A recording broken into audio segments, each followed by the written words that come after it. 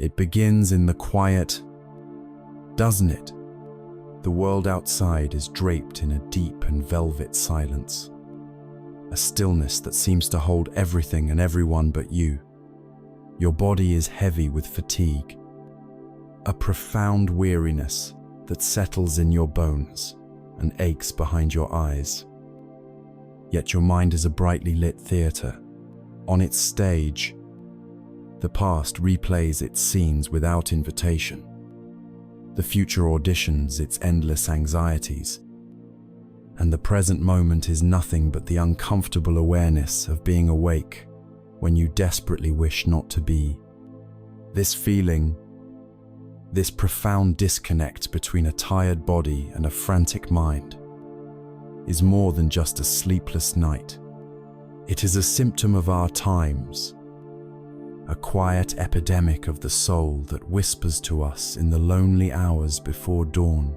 We live in a world that glorifies the hustle, that wears busyness as a badge of honor. Our minds are trained for the endless scroll, the next notification, the constant low-grade hum of striving for more, until we forget how to simply be still. We have been taught how to do everything, except how to do nothing. And so, when the lights go out, the mind continues to run its frantic race. We tell ourselves we must sleep.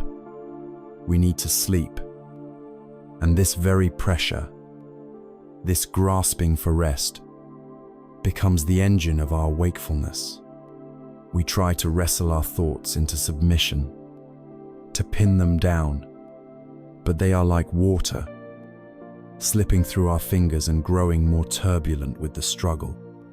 The harder we fight, the more awake we become, caught in a painful paradox where the desperate desire for peace is precisely what shatters it. But what if this nightly battle isn't meant to be won? What if, instead, it is meant to be abandoned? What if the path to rest is not found through fighting, but through a gentle, courageux surrender? There exists an ancient wisdom, a profound psychology of the human heart, offered not as a rigid doctrine, but as a gentle invitation. It comes from the teachings of one who understood the nature of the restless mind better than anyone. The Buddha, who saw that the root of our suffering is not the chaos itself, but our desperate clinging to how we think things should be. This is a journey into that wisdom, an exploration of the art of letting go, not as an act of giving up, but as an act of profound intelligence and self-compassion.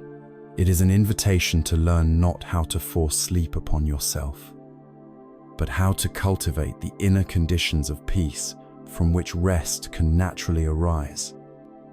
Like a welcome guest finally arriving at a quiet, open door.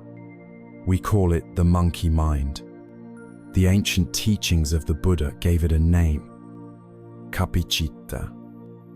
To capture its nature perfectly, imagine a monkey, wild and drunk, suddenly let loose inside a house. It cannot stay still. It leaps from the window to the table, screeches and claws at the curtains, knocks over a precious vase, grabs a piece of fruit only to discard it moments later for something else that catches its eye. It is all impulse, all frantic and restless energy, without purpose or direction. This is the state of the untrained human mind, and it is this monkey that we are left alone with when the world finally goes dark. During the day, the house is a jungle. The monkey has an entire world to roam, the demands of work, the flow of conversation, the endless stream of information from our screens, the errands we must run, the meals we must prepare, All these things are like countless trees and vines for the monkey to swing upon. Its energy is diffused, scattered across 1,000 external points of focus. We are often so busy, so distracted by the jungle of daily life, that we are not even aware of the monkey's constant, chaotic movement. We simply call it thinking, and accept its frenetic pace as normal. But then, night comes. The jungle vanishes. The external world recedes. The chorus of distractions fades to a whisper, and the house of our mind becomes still and quiet. Suddenly, the monkey is trapped. It is confined to a single, small room, and in that room, there is only one thing left to play with. One thing to climb on and tear apart our own awareness. All of its boundless, chaotic energy, no longer scattered across the world, is now focused inward with a terrifying intensity. This is why the thoughts that were merely background noise during the day become deafening shouts in the silence of the night. A worry that was a fleeting shadow at noon becomes a looming monster in the darkness. The mind, deprived of its external playground, turns on itself, and we are left to witness its frantic despredance.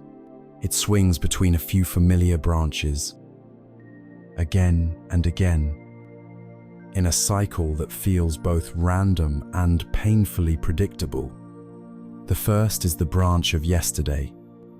The monkey leaps into the past, rummaging through the archives of our memory, not for pleasant nostalgia, but for moments of regret and embarrassment. It replays that awkward conversation at work, dissecting every word, cringing at our own clumsiness. It magnifies a small mistake until it feels like a catastrophic failure. It endlessly revisits arguments, composing the perfect retort we wish we had said. It chews on old wounds, old hurts, old disappointments, keeping them fresh and raw. It does this with a pointless, mechanical repetition, like a film stuck on a loop, hoping to somehow change a story that has already been written. There is no wisdom to be found here, no lesson to be learned, only the dull, aching pain of what was and can never be altered. Each leap to this branch is a drain on our life force, a tether to a ghost. When it tires of the past, the monkey swings forward to the even more tantalizing branch of tomorrow. This is its favorite playground, a realm of pure fiction where anything can happen, and it usually imagines the worst. Here, it constructs elaborate scenarios of failure and disaster. It rehearses presentations that will go wrong, imagines conversations that will turn into confrontations, and pictures financial ruin from a single unpaid bill. The what-if game becomes its obsession. What if I get sick? What if I lose my job? What if they don't like me? It creates endless to-do lists, not just for the next day, but for the next week, the next year. A mountain of imagined obligations that presses down on us in the present moment. This branch is built from the illusion that worry is a form of preparation, that if we just think about a problem hard enough, we can control its outcome. But it is a lie. This forward-leaping anxiety doesn't prepare us. It paralyzes us. It burns the fuel of the present moment to power a fantasy of a future that will likely never arrive, leaving us exhausted before the day has even begun. And perhaps the most poisonous branch of all is the one that stays right here. The branch of judgment. From this perch, the monkey becomes our harshest critic. It holds up a distorted mirror and points out every perceived flaw. It compares our private struggles with the public successes of others. It whispers that we are not smart enough, not attractive enough, not disciplined enough, and in a cruel twist of irony, it judges us for the very act of having a restless mind. Why can't you just relax? It taunts. Why are you so stressed? Everyone else can handle this. You are failing even at the simple act of sleeping. This creates a vicious, self-perpetuating cycle of shame. We feel anxious, then we feel ashamed for feeling anxious, which creates more anxiety. We are trapped, and the monkey is both the prisoner and the guard, pacing the cell and rattling the bars. There is an old story that perfectly illustrates our relationship with this mind. A hunter in a forest wanted to catch a monkey. He knew he couldn't outrun it or outclimb it. So he used a clever trap. He took a coconut, hollowed it out, and filled it with a sticky, sweet sap. Then he chained the coconut to the base of a tree. Soon, a monkey came along, smelled the sweet sap, and reached its hand inside the narrow opening of the coconut to get it. It clenched its fist around a sweet stick illump, but when it tried to pull its hand out, the fist was too large to pass back through the opening. The monkey was trapped. It pulled and it shrieked, but it couldn't get free. Now, all the monkey had to do to be free was to let go of the sap. If it just unclenched its fist, its hand would slide out easily. But its desire for the sweet sap, its clinging to what it wanted, was so strong that it never occurred to it to simply let go. It was not the hunter's chain that held it. It was its own fist. We are that monkey. The sticky sap is a powerful thought or a difficult feeling, a worry about the future, a regret from the past. Our first instinct is to grab it, to engage with it, to fight it. That is our first hand in the trap. We try to reason our way out of anxiety. We try to suppress a painful memory. We try to force ourselves to feel calm. And in that struggle, we become stuck. Then, we use our other hand. We get angry at ourselves for being stuck. We analyze why we are feeling this way, adding layers and layers of thought on top of the initial feeling. Now both hands are in the trap. We might then use our feet, thrashing around by distracting ourselves, tossing and turning in bed, becoming physically agitated. Soon, like the monkey in the story, we are completely entangled, exhausted, and immobilized, not by the power of the initial thought, but by the violence of our own struggle against it.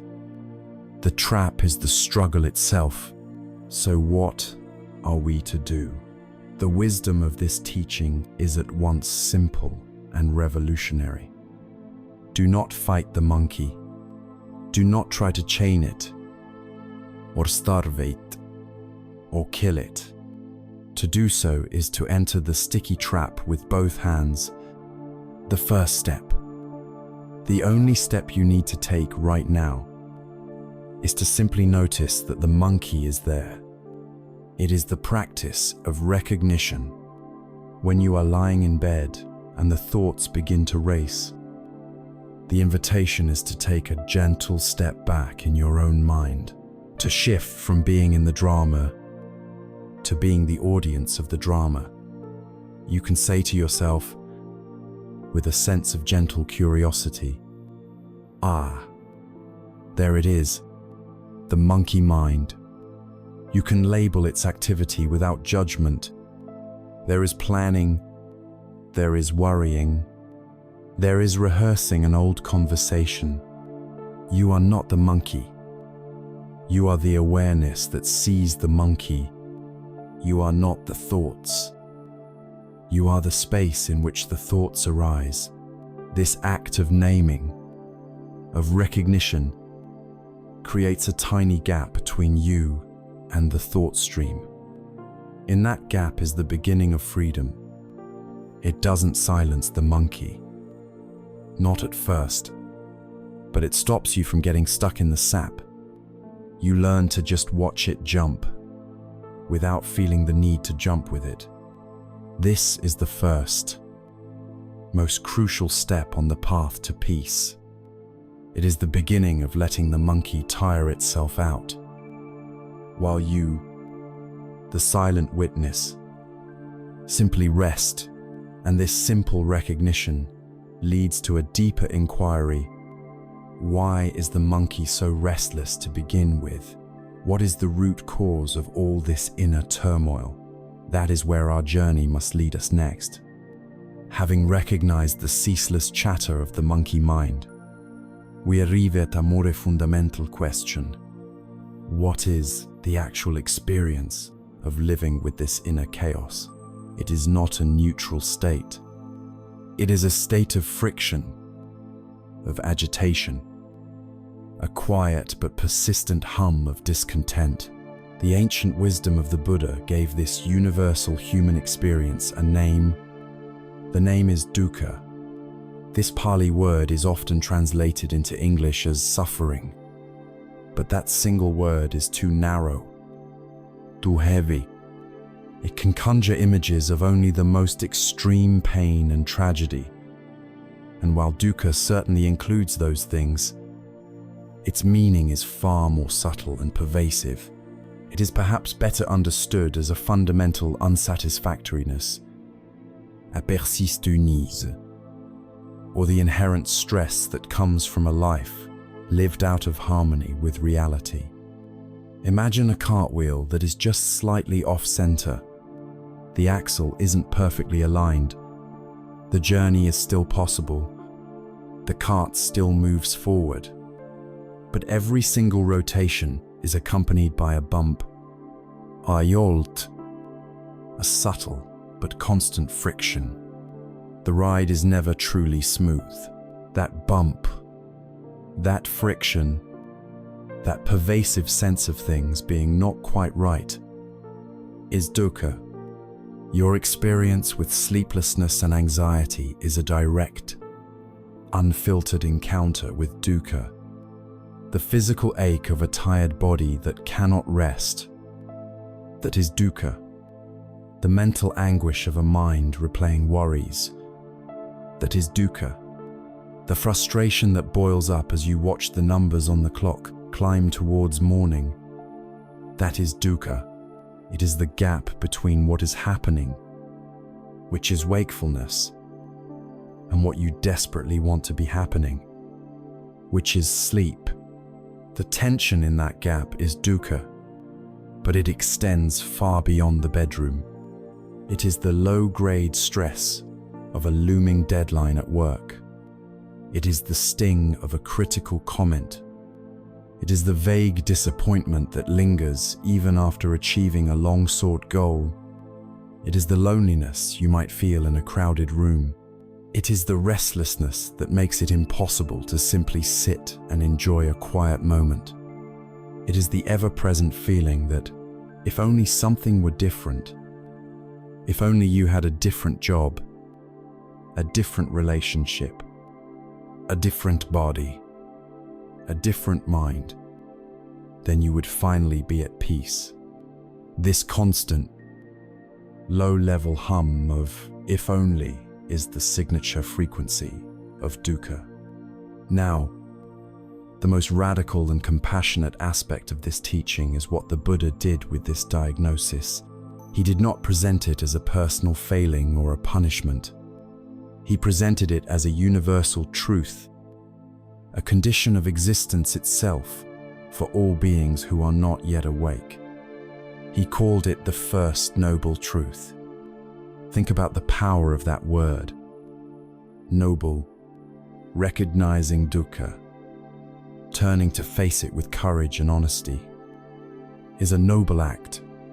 It is the beginning of the end of our delusion. For most of our lives, we do everything we can to avoid this truth. We distract ourselves with entertainment. We numb ourselves with substances. We chase endless achievements, all in an attempt to outrun this fundamental feeling of unease. But it always catches up, especially in the silence of the night. The teaching invites us to stop running. It says, "This feeling is not a sign that you are broken. It is a sign that you are a human being." It lifts the immense burden of shame from our shoulders. It is not your fault that you feel this way. You are not uniquely flawed. You are simply experiencing a fundamental law of the inner world. As universal as gravity is to the outer world, this realization is the first step toward liberation. Because you cannot solve a problem that you refuse to acknowledge. To understand how we amplify this inherent friction, there is no story more powerful than the Buddha's parable of the two arrows. Imagine you are walking through a forest, and suddenly you are struck in the arm by an arrow. This causes immediate, sharp, physical pain. This is the first arrow. It is, to a large extent, unavoidable. In life, there will be sickness, loss, disappointment, and nights where sleep simply does not come.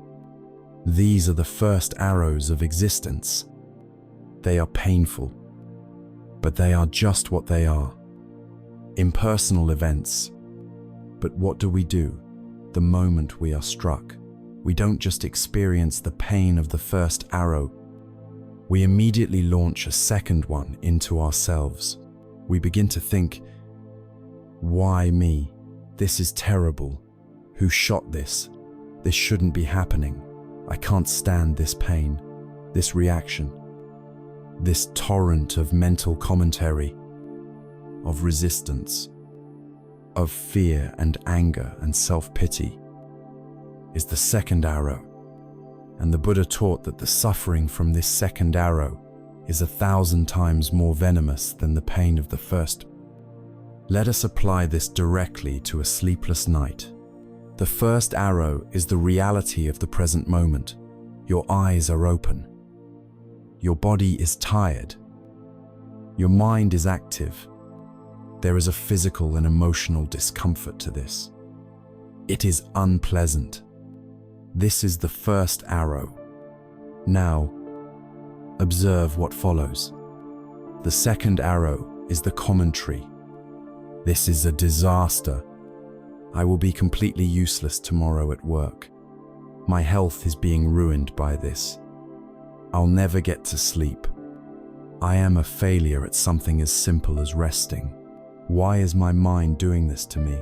All of this inner talk, this catastrophic thinking, this deep resistance to the reality of the first arrow, this is you, unconsciously, shooting a volley of second arrows into your own heart. The initial discomfort of being awake is manageable. The deep suffering, the anguish, comes from the story we tell ourselves about it. The profound liberation offered here is the realization that while the first arrow is often out of our control, the second arrow is entirely optional. We do not have to shoot it. We can learn to feel the pain of the first arrow without adding the suffering of the second. This is why understanding dukkha is so empowering. It is not a pessimistic surrender to misery. It is the opposite. It is a call to wisdom. It reframes the experience from "I am a sufferer" to "I am experiencing dukkha." It transforms unease from an enemy to be vanquished into a teacher, to be respected. The pain of sleeplessness is a signal, a bell of mindfulness ringing in the dark.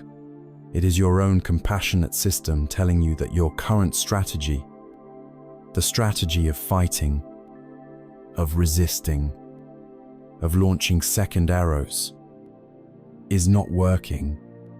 It is a profound invitation to try a different way. Instead of asking, "How can I get rid of this awful feeling?" we can begin to ask the noble question, "What is this feeling? What is its texture? Where do I feel it in my body? What is the story I am telling myself about it?" When you approach your restlessness with this gentle, scientific curiosity, its power over you begins to diminish. You are no longer a victim caught in a storm, but a meteorologist studying the weather patterns of your own mind. You are acknowledging the truth of the storm, and that very acknowledgement is the first step toward finding shelter. This noble truth of dukkha, then, is not a final destination.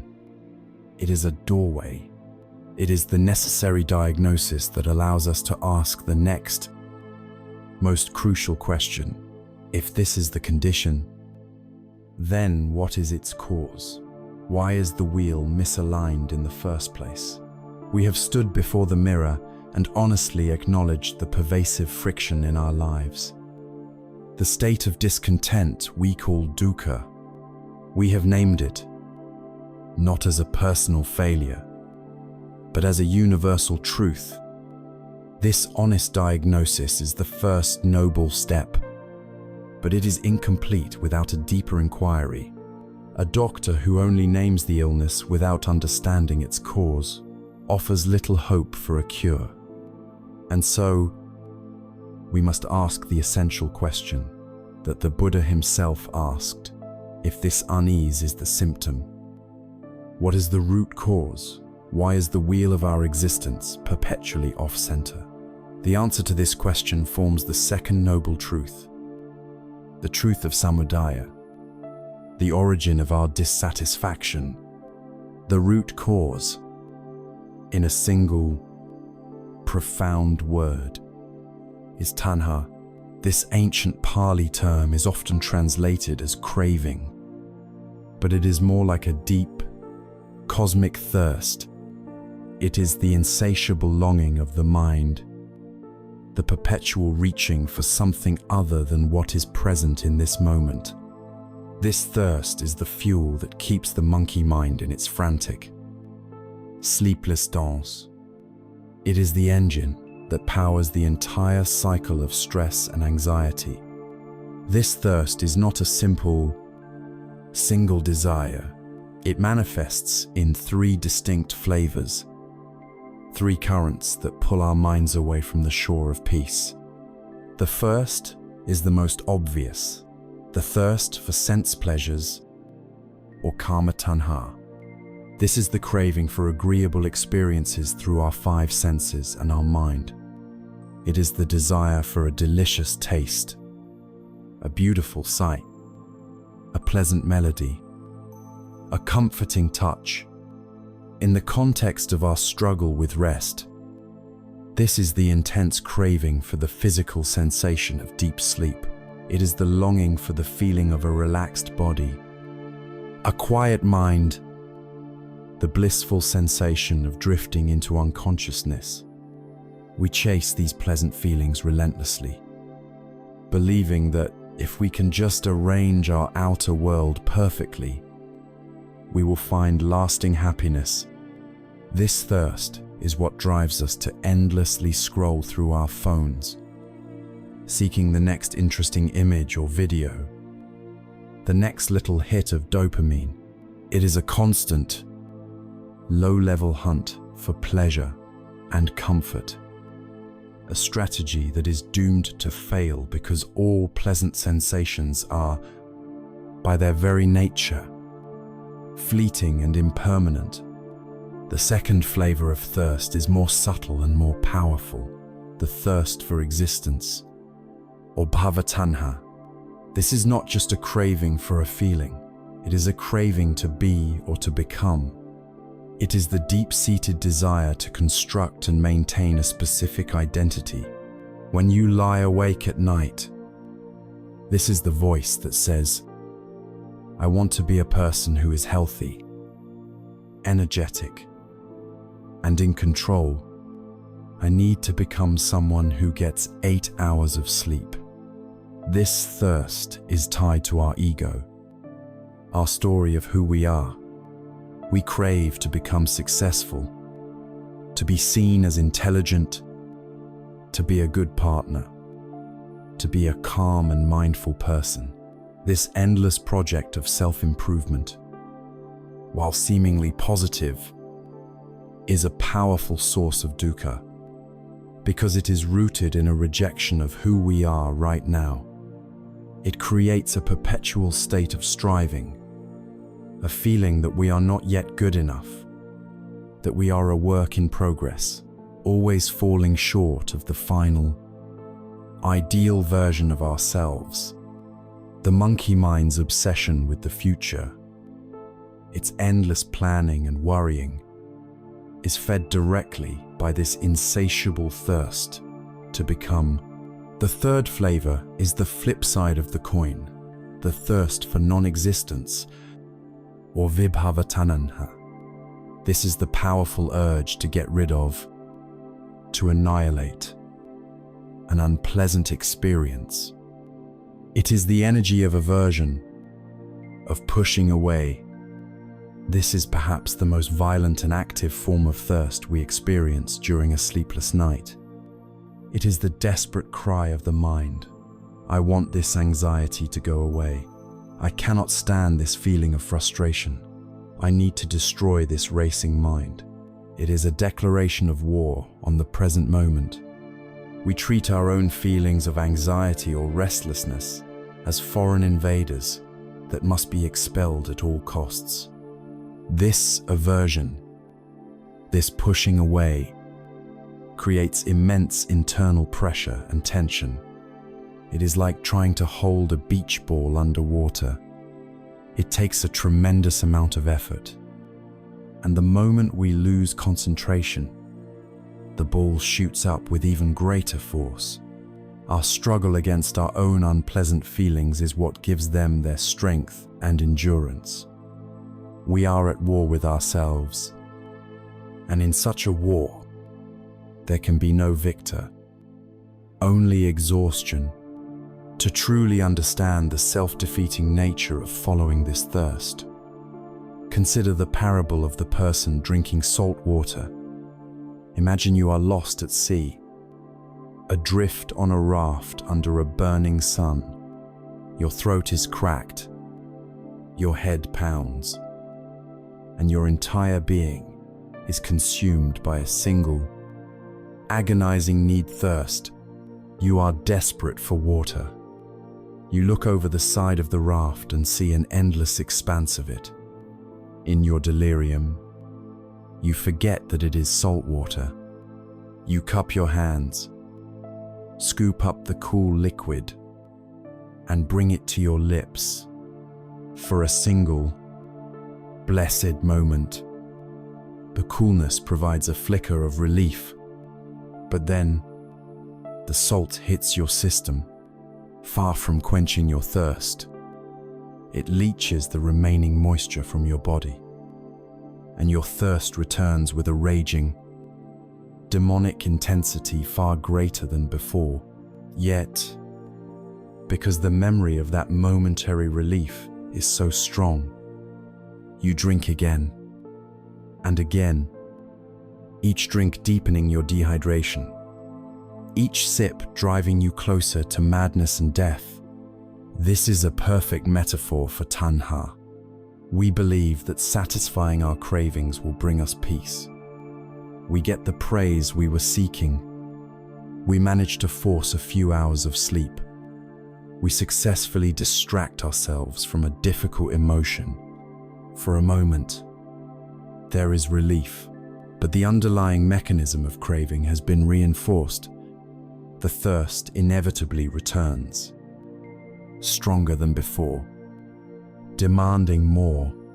The very act of satisfying the craving is what perpetuates the cycle of thirst. Our solution is the poison. Now, you can see clearly how this three-pronged thirst is the puppet master pulling the strings of the monkey mind. The monkey does not jump randomly. It is driven by this powerful engine. It leaps to the past because it is pushed by the aversion to a mistake it made. It leaps to the future because it is pulled by the craving for a desired outcome.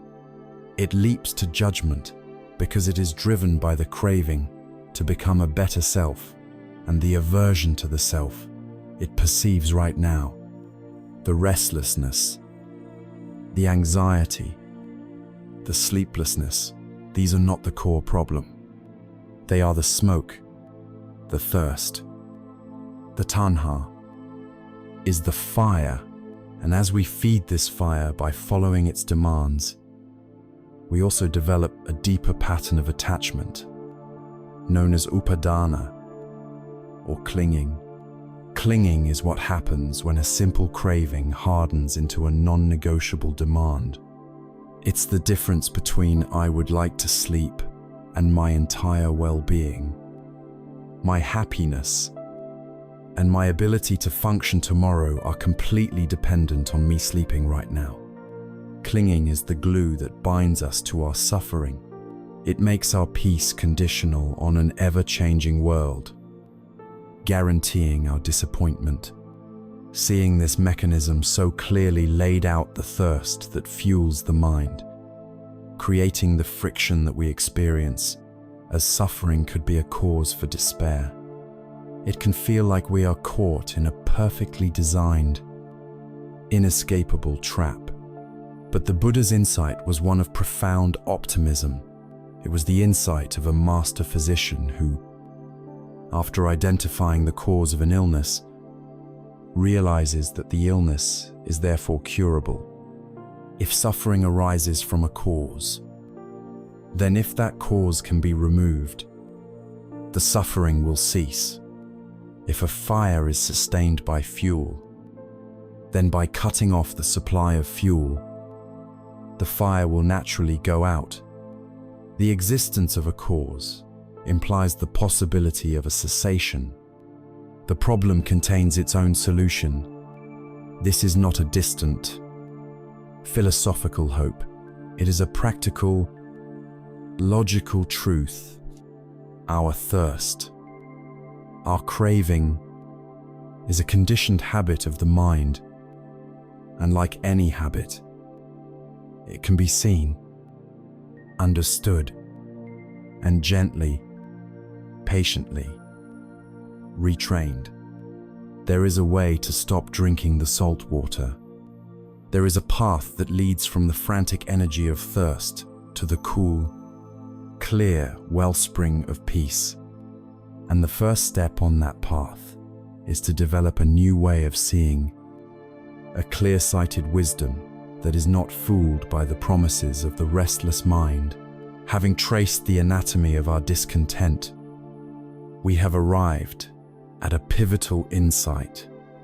We have seen that the restless monkey of the mind is fueled by the deep, persistent thirst of craving. We have seen that this craving creates a constant friction with reality, a state of unease we call dukkha. But in this very chain of cause and effect lies the seed of our liberation. The Buddha's great discovery was not just a diagnosis of our condition, but a complete path to its cure. This cure begins with the third noble truth, the truth of Nirodha, which simply states that there can be an end to our suffering. If the fire of dukkha is fueled by the craving of tanha, then by gently and wisely learning to withdraw the fuel, the fire will naturally cease. This is not a promise of a life free from pain. First arrows will always fly. But a promise of a life free from the self-inflicted suffering of the second arrows.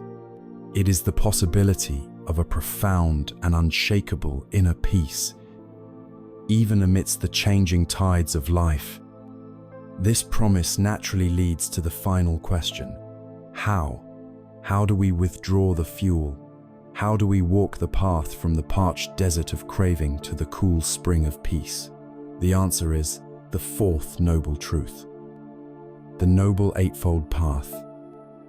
A comprehensive blueprint for living a wise and compassionate life. And the very first step on this path, the foundation upon which all else is built, is called Samadhi, which translates to right understanding or right view.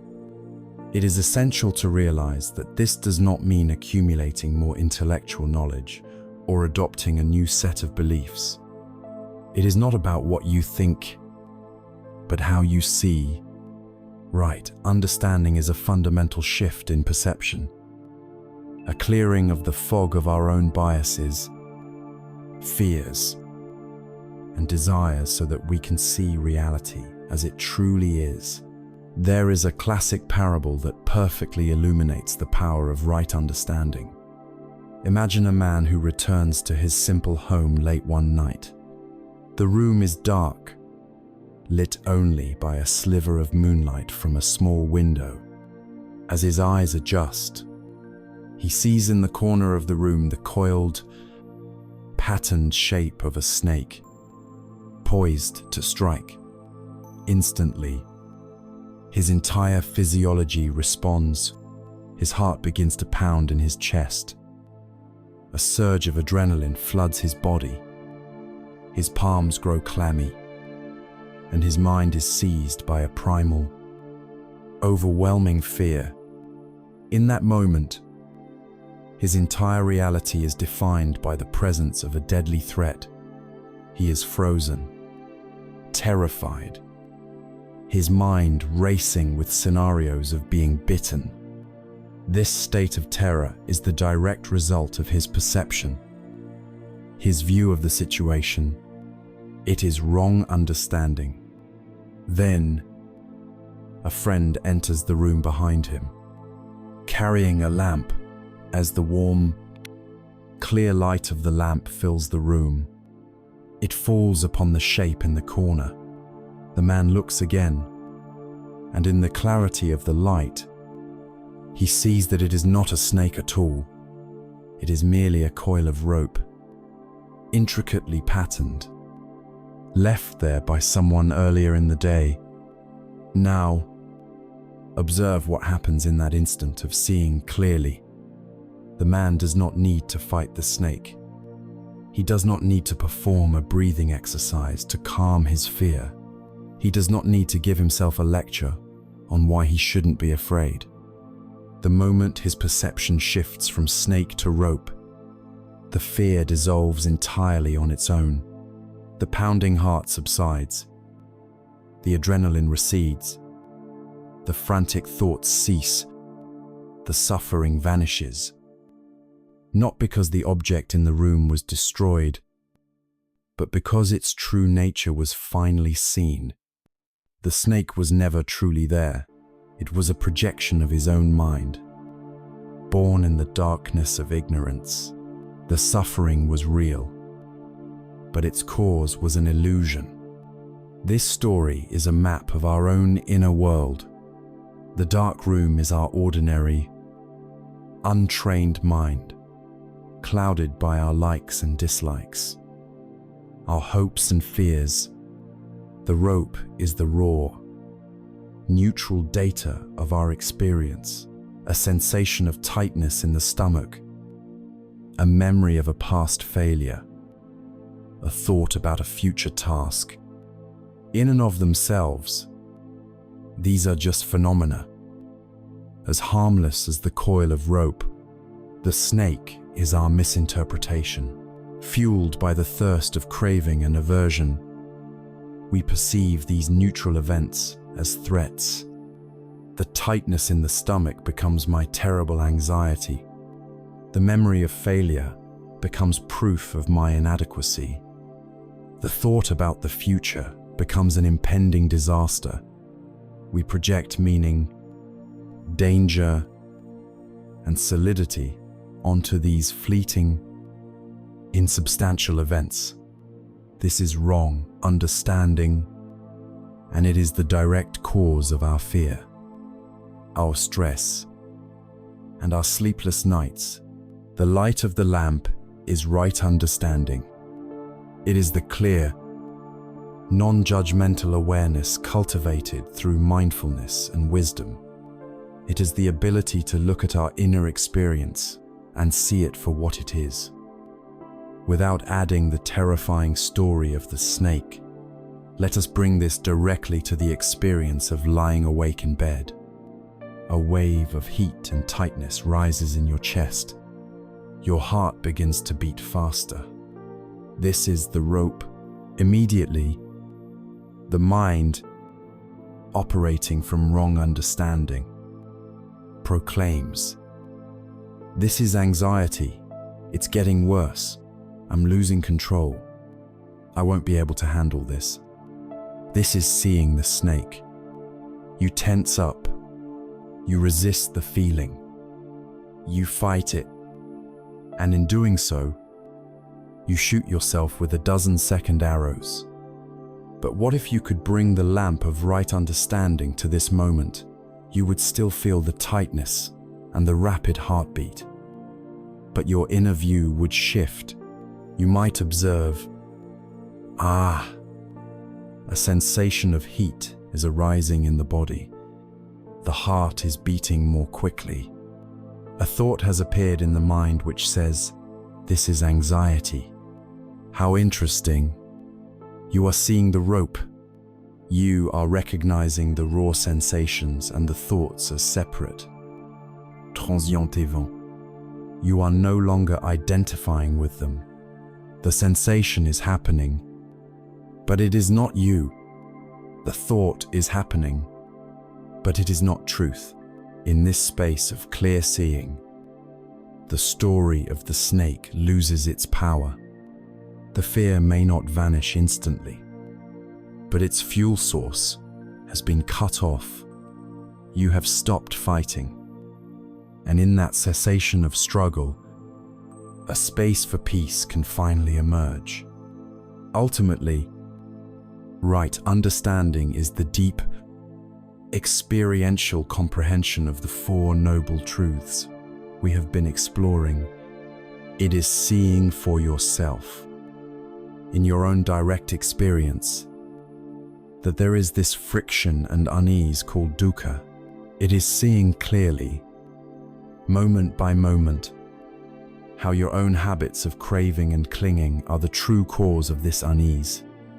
It is holding the genuine confidence that a cessation of this self-generated suffering is possible, and it is understanding that the Eightfold Path is the practical and elegant guide to realizing that cessation. This understanding is the map that shows us the way out of the forest. It gives our practice direction, and it gives us the courage to continue when the path feels difficult. But a map, no matter how accurate, is not the journey itself. A description of light cannot illuminate a dark room. To actually walk the path, to bring the lamp of wisdom into the corners of our own mind, we need a practical tool. We need a way to steady our awareness in the present moment, to stop being tossed about by the storms of reaction, so we can begin to see clearly. The most powerful, simple, and universally available tool we have for this task is as close to us as life itself. It is the anchor of our own breath. We have arrived at a place of profound understanding. We have the map, the right view that shows us the landscape of our own minds, revealing the illusion of the snake and the reality of the rope. We see how our thirst and our clinging create the very suffering we long to escape. But a map, however accurate, is useless to a person lost in a storm. If our mind is a turbulent sea, tossed by the winds of thought and the waves of emotion, we cannot read the map before we can navigate. We must first find a way to steady the boat. We need an anchor, something heavy and true that can hold us fast in the present moment, allowing the storm to rage around us without pulling us under. This anchor is not something you need to acquire, to build, or to believe in. You already possess it. It has been with you every moment of your life, a silent, faithful companion. It is the rhythm of your own breath. Of all the phenomena in our experience, the breath is unique. It occupies a miraculous middle ground between the voluntary and the involuntary. You can consciously take a deep breath, or you can forget about it for hours, and it continues on its own. A steady drumbeat of life. It is the bridge between the conscious mind and the unconscious body. But most importantly for our practice, the breath is always and only in the now. You cannot breathe in the past. You cannot breathe in the future. The sensation of air entering your nostrils, filling your lungs, and then gently receding is an event that can only ever occur in the present moment. Thoughts can drag you into regrets of yesterday or anxieties of tomorrow, but the breath is an unwavering anchor in the here and now. It is utterly simple, asking nothing of you. It is free of charge. It has no religious dogma attached to it. It is simply life, expressing itself through you, moment by moment. This is why, for thousands of years, it has been the chosen tool for those seeking to quiet the mind and find inner peace. The practice of resting our attention on it is called anapanasati, or mindfulness of breathing. To understand how this practice works, it helps to use the beautiful and ancient simile of the farmer and the wild calf. Imagine a farmer who has just brought a young calf from the mountains. This calf, having only ever known the wild freedom of the open hills, is terrified, agitated, and full of restless energy. It kicks and pulls and cries out, wanting only to run back to what it knows. This calf is your monkey mind, untrained and habituated to roaming endlessly through the wilderness of thought. The farmer knows he cannot tame the calf by chasing it, shouting at it, or beating it. This would only increase its terror and resistance. Instead, he takes a strong rope and a sturdy wooden post. The post he drives deep into the soft earth of a green pasture. The post is your breath. The rope is your attention. The farmer gently but firmly ties one end of the rope to the calf's halter and the other to the post. What happens next? The calf does what it knows. It runs. It pulls against the rope, straining with all its might to get free.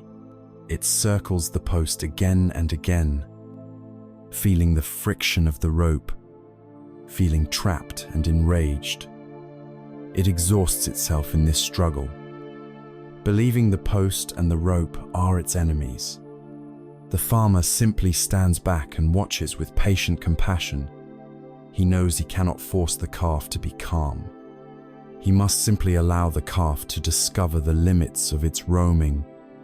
Over time, perhaps hours, perhaps days, something remarkable happens. The calf, weary from its struggle, begins to realize that running is pointless and painful. It discovers that the rope is only tight when it pulls against it. It learns that the closer it stays to the post, the more slack there is in the rope. Eventually, exhausted but also wiser, the calf will lie down at the base of the post. It has not been broken or defeated. It has simply discovered that peace is to be found right here, at the anchor point, not in some distant, imagined freedom. This is precisely the journey of our own mind in the practice of breath meditation. The instructions are as simple as the parable. There is no need for a special posture or a sacred cushion, especially when you are lying in bed, seeking rest. The invitation is simply to allow your attention to rest upon the physical sensations of your breathing. The most important rule is this: do not try to change your breath. Let it be exactly as it is. If it is short and shallow, let it be short and shallow. If it is deep and slow, let it be deep and slow. The moment you try to breathe properly, you have introduced striving and judgment. You have begun to fight with yourself. Your only task is to be a curious, gentle observer. To begin, you might choose one specific spot to place your attention, one spot to be your post. For many, this is the tip of the nostrils. You can notice the subtle coolness of the air as it enters and the slight warmth as it leaves. There is no need to visualize anything. Just feel the raw, physical sensation. For others, the anchor point is the abdomen. You can rest your hand there and feel the gentle rise on the in-breath and the soft fall on the out-breath. Choose one spot and let it be your home base. Now, you begin. You feel one full in-breath. You feel one full out-breath. Maybe you can feel a second one. And then, inevitably, the calf will run. A thought will arise. A memory. A plan. A sound from outside. The mind will grab the rope and pull. And suddenly you are no longer in the pasture of the present moment. You are back in the mountains of thought. Lost in a story. You might be gone for a few seconds, or for many minutes. The moment this happens, most of us react with the judgment of the monkey mind. I failed. I can't do this. My mind is too busy. This is the most crucial juncture in the practice. The teaching here is revolutionary. The moment you realize you have been lost in thought is not a moment of failure. It is the single most important moment of the practice. It is a moment of success. It is the moment of mindfulness. You have woken up from the dream of thought.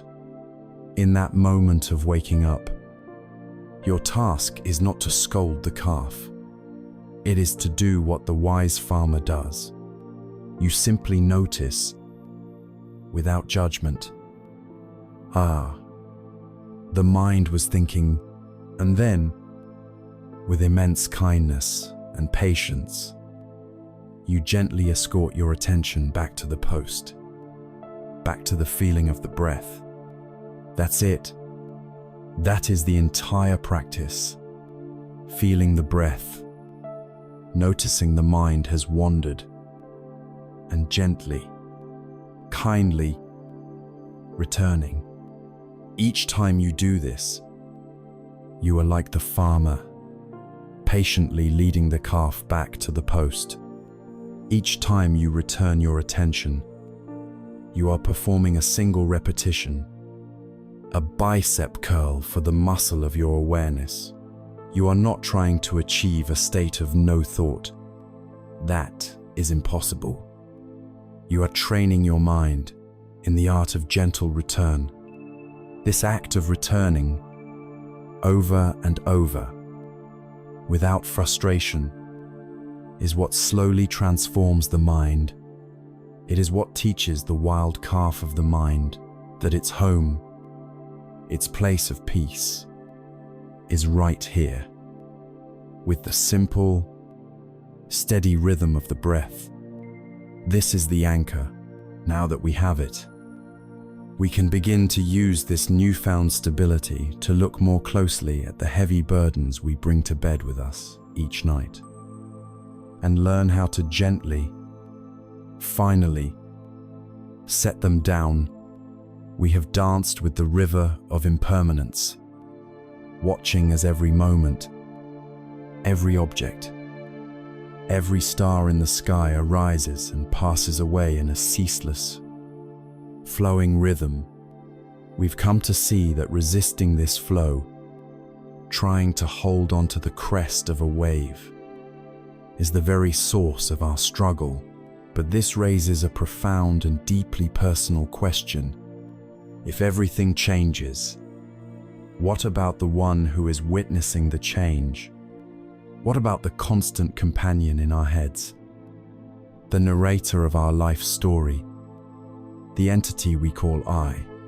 Surely, this self is solid ground in the middle of the flowing river.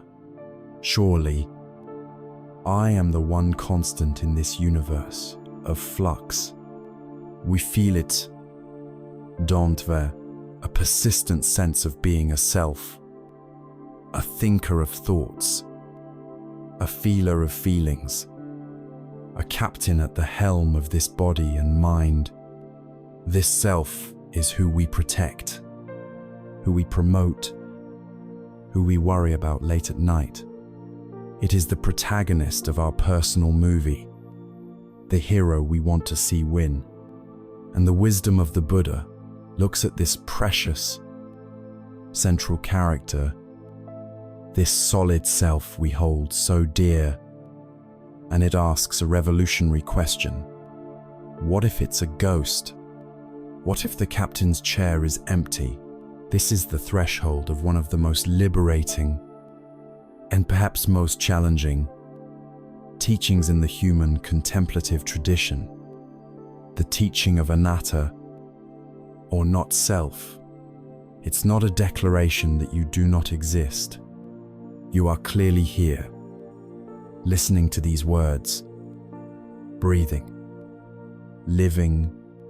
Instead, anatta suggests that we do not exist in the way we think we do. We are not a static, separate, independent entity, a little homunculus driving the machine. The self is not a noun, it is a verb. It is not a thing, but a process, a dynamic, shimmering, ever-changing event. To understand this, we need to do what a scientist does with an object of study. We need to put this self under a microscope. When we do, the Buddha tells us we won't find a solid core, but rather a bundle of processes, a flowing confluence of 5 streams he called the 5 aggregates, or skenhos. The first is form, or rupa. This is your physical body, the flesh, bones, and blood. It seems so solid, so fundamentally you. But is it? This body is composed entirely of things that are not you.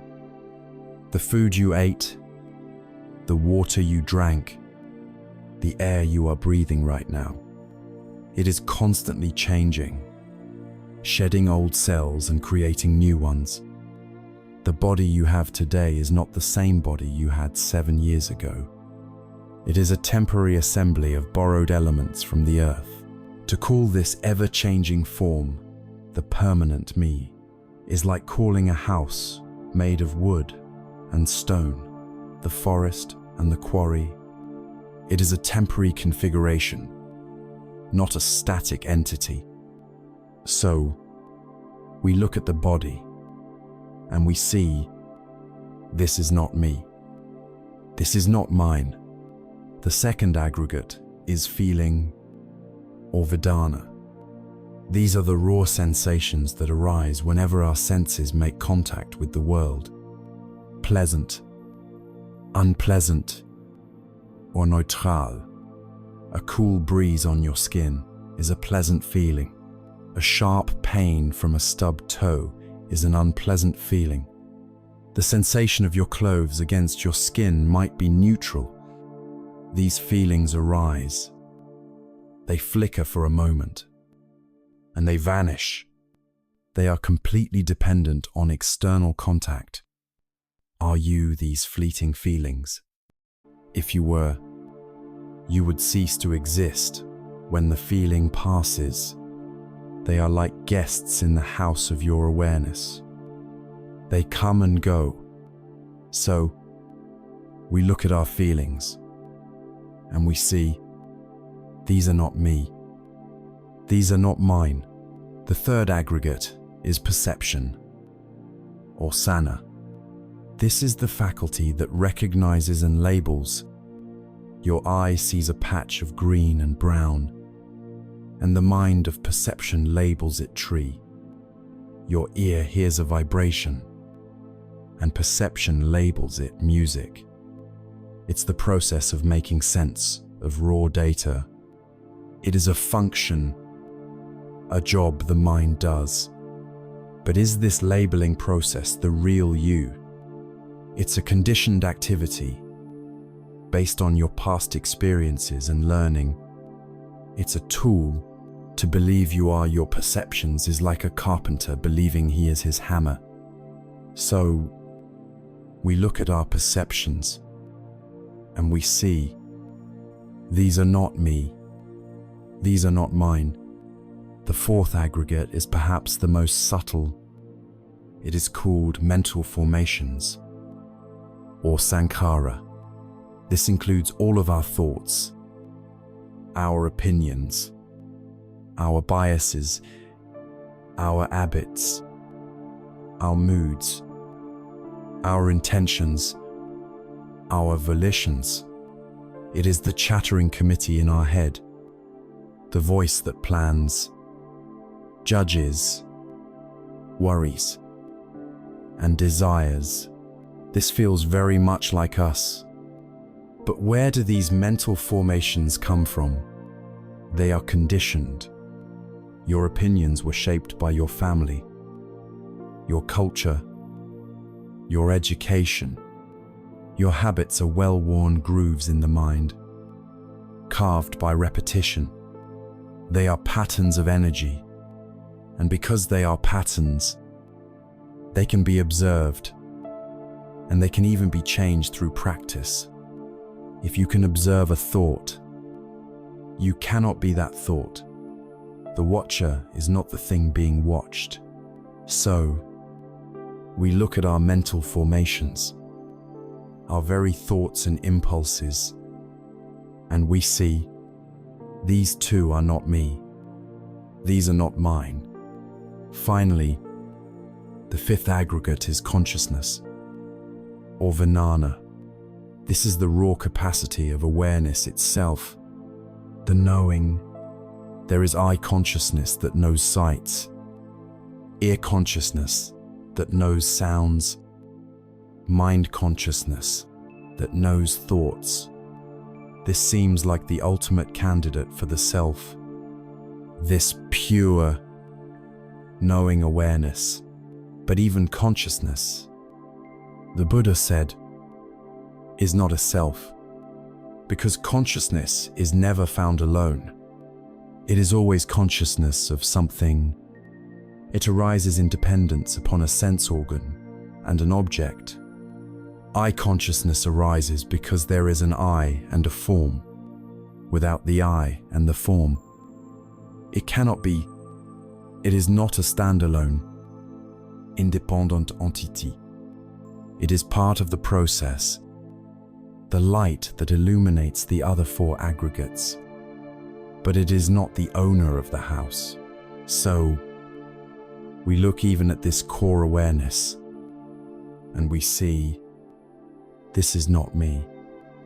This is not mine. There is a beautiful and famous story that illustrates this perfectly.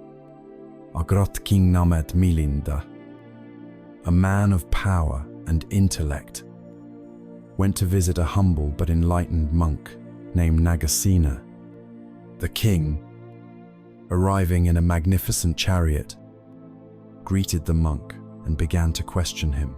He asked for the monk's name, and the monk replied that he was known as Nagasena, but that this was merely a designation, a convenient name, as there was no permanent person to be found. The king, a sharp debater, was intrigued. He scoffed.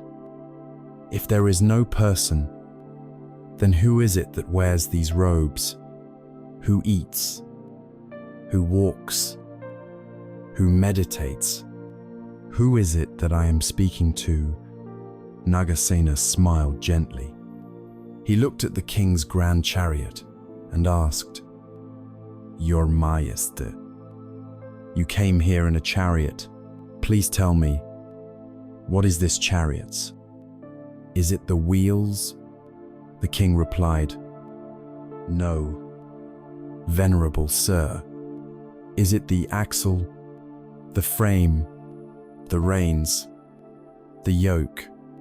To each question, the king answered, "No." Nagasena then said, "So, is the chariot something other than its parts?" And the king again had to say no. The monk then delivered the final, clarifying point. "Your Majesty, chariot is just a convenient name we give to this collection of parts when they are assembled in a specific way. It is a designation, in an ultimate sense, apart from its components. No chariot exists." He then brought the lesson home.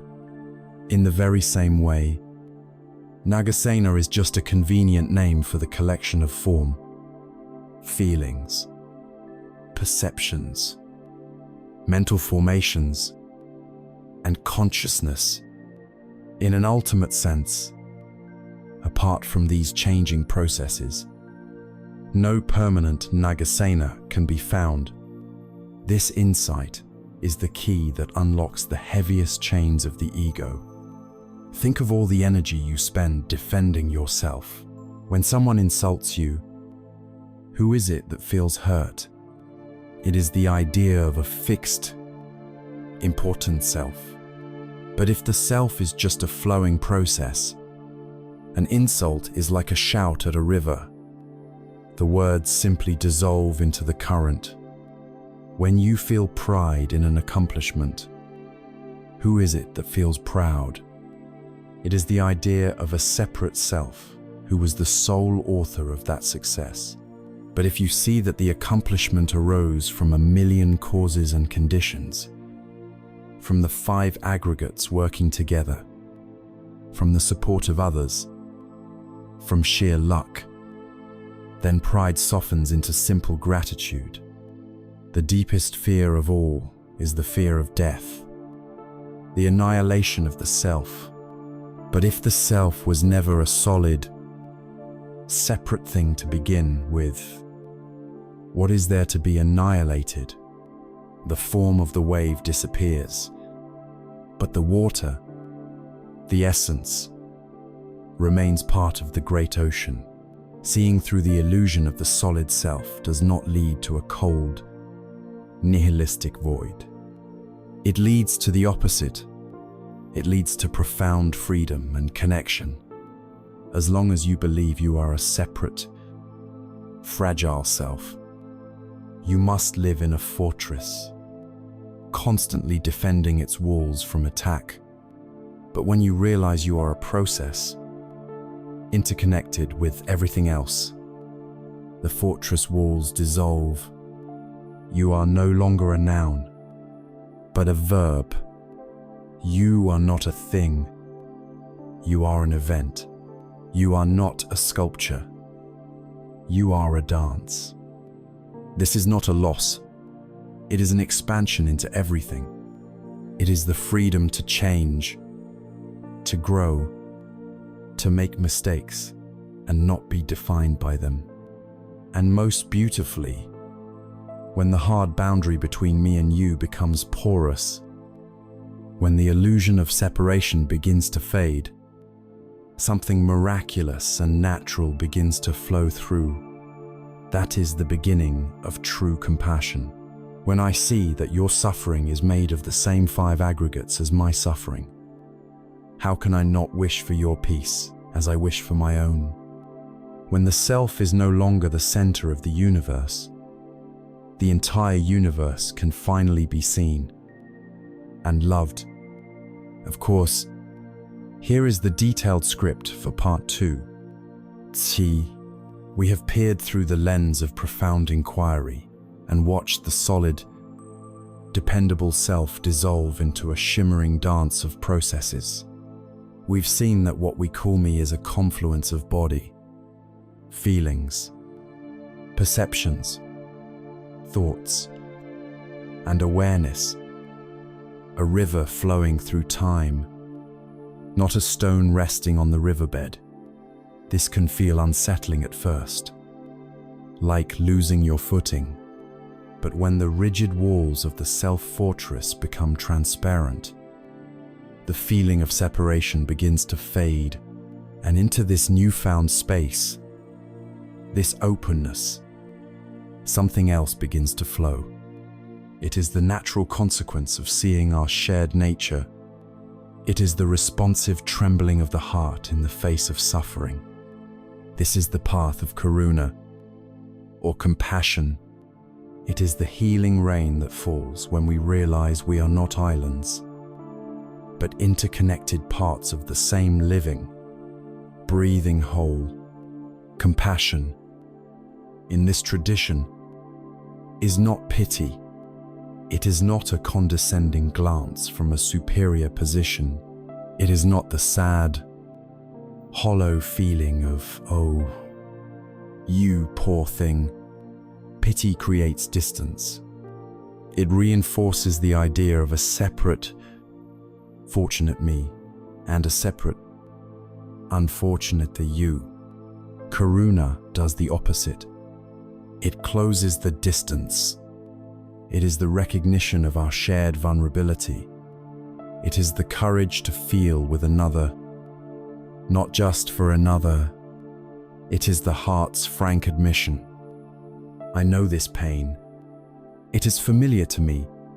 Karuna is the active, powerful wish. May you be free from your suffering. It is a strength, not a sentimentality.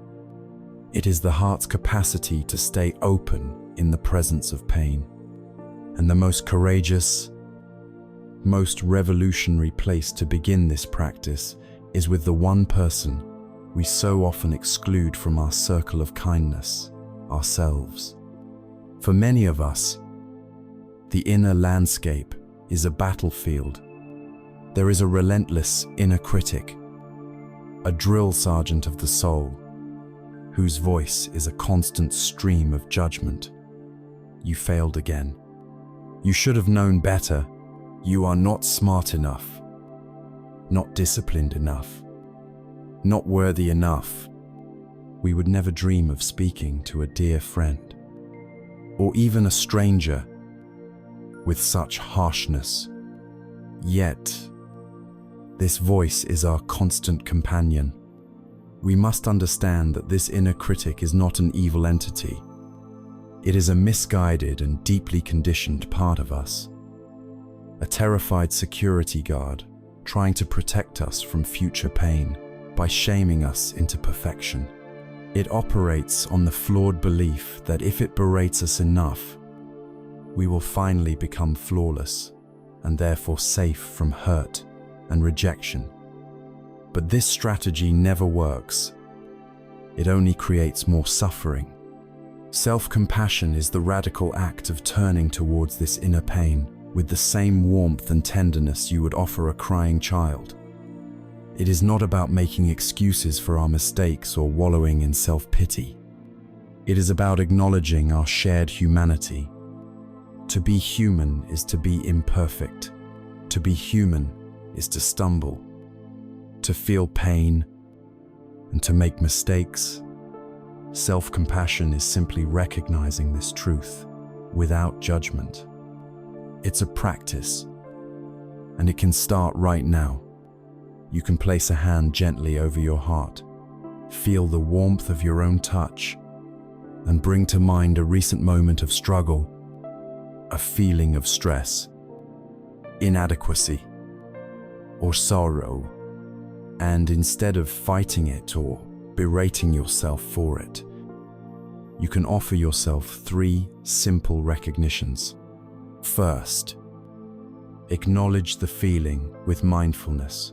This is a moment of suffering. Just that. No drama.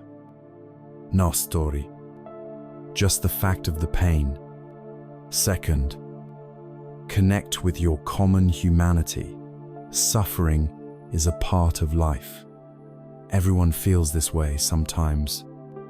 This simple phrase dissolves the terrible feeling of isolation, the sense that you are the only one who is flawed.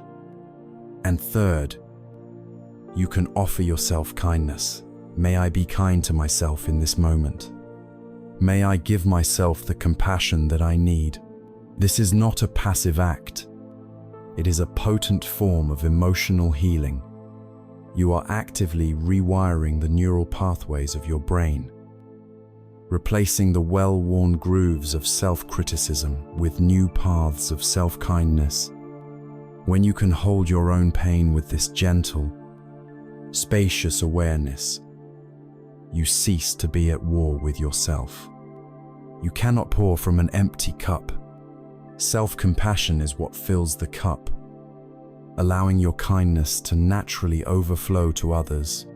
When we look at another person, we often see only the surface, the character they present to the world. But with the eyes of compassion, we see deeper.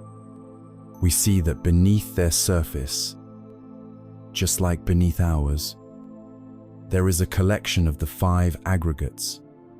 There is a body that gets sick and grows old. There are feelings of joy and sorrow that come and go. There are perceptions shaped by their unique life story. There are mental formations, fears, hopes, and anxieties. Just like our own, there is a consciousness that simply wants to be happy and free from harm. Just like ours. When you see this shared blueprint of being, judgment begins to melt. How can you hold on to anger at someone when you see the scared child within them? The part that is acting out of their own unhealed pain. How can you sustain envy when you recognize the immense pressure and insecurity that might be driving their quest for success? There is a beautiful story of how the Buddha embodied this skillful compassion upon returning to his home kingdom after his enlightenment. He did not return as a conquering hero or a distant, transcendent sage. He met his family where they were, seeing their unique forms of suffering with perfect clarity. He saw his father, the king, who was not suffering from poverty, but from wounded pride and the fear that his royal lineage would end. The Buddha didn't lecture him on doctrine.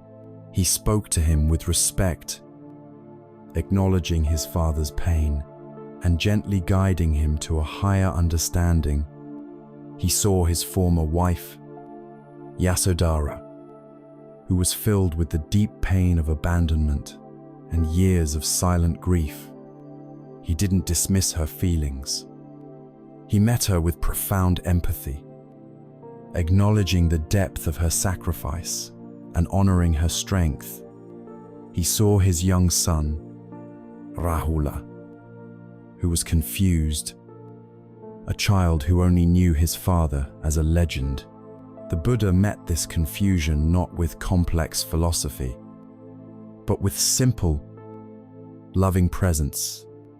In each case, his response was not a one-size-fits-all sermon. It was a precise, intelligent, and deeply compassionate action tailored to the specific suffering he encountered. This is karuna in action. It is the wisdom that knows how to heal. Compassion is the ultimate antidote to the poisons of the heart. You cannot feel genuine compassion and harsh judgment at the same time. They are mutually exclusive. It is the antidote to isolation, reminding us that we belong to each other, and it is the fuel for wise action. When your heart is moved by the wish for another to be free from suffering, you are naturally inspired to act, to help in whatever way you can. It is the foundation of a truly ethical life, a life that flows from connection, not from a rigid set of rules.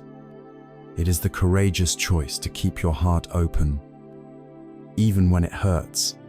It is the understanding that your own liberation is inextricably bound up with the liberation of all beings. Let this healing rain of compassion fall upon the hardened, dry ground of your own heart first, and then watch as it softens the ground all around you, allowing new life, connection, and true, fearless love to grow. We have explored the path of karuna, the courageous opening of the heart to suffering, both our own and that of others. We've learned to meet pain with a healing rain of tenderness rather than the harsh desert wind of judgment. This practice softens the world, dissolving the illusion of our separateness in the face of our shared vulnerability. But suffering is only one side of the great coin of human experience. The other side is joy, happiness, and success. And here, we encounter a different, often more subtle, challenge for the heart. If karuna is feeling the pain of the world, its counterpart is mudita, the practice of feeling the joy of the world. It is the capacity for sympathetic or vicarious joy, the ability to delight in the good fortune of others. And for many of us, this can be far more difficult than compassion. It sounds strange, doesn't it? Why wouldn't we be happy when good things happen to other people? But let us be honest with ourselves for a moment. A friend calls to tell you about a wonderful new relationship. After you hang up, amidst the genuine happiness for them, do you feel a subtle pang of loneliness? A colleague receives the promotion you were hoping for. You congratulate them with a smile. But as you walk back to your desk, do you feel a familiar, sinking weight of disappointment, of being overlooked? You scroll through the carefully curated highlight reel of social media and see announcements of beautiful vacations, happy families, and creative triumphs. Do you feel inspired, or do you feel a quiet sense of lack, a feeling that your own life is somehow drab and insufficient in comparison? This is the poison of the near enemy of mudita, envy. It is born from a deep, often unconscious, belief in scarcity. It is the whisper of the ego that tells us happiness is a zero-sum game. It's a belief that there is only so much good fortune to go around, a limited pie of joy. And if someone else takes a large slice, there is necessarily less for us. Our culture, built on competition and comparison, fertilizes the seeds of this scarcity mindset every single day. We are taught to measure our worth against the achievements of others.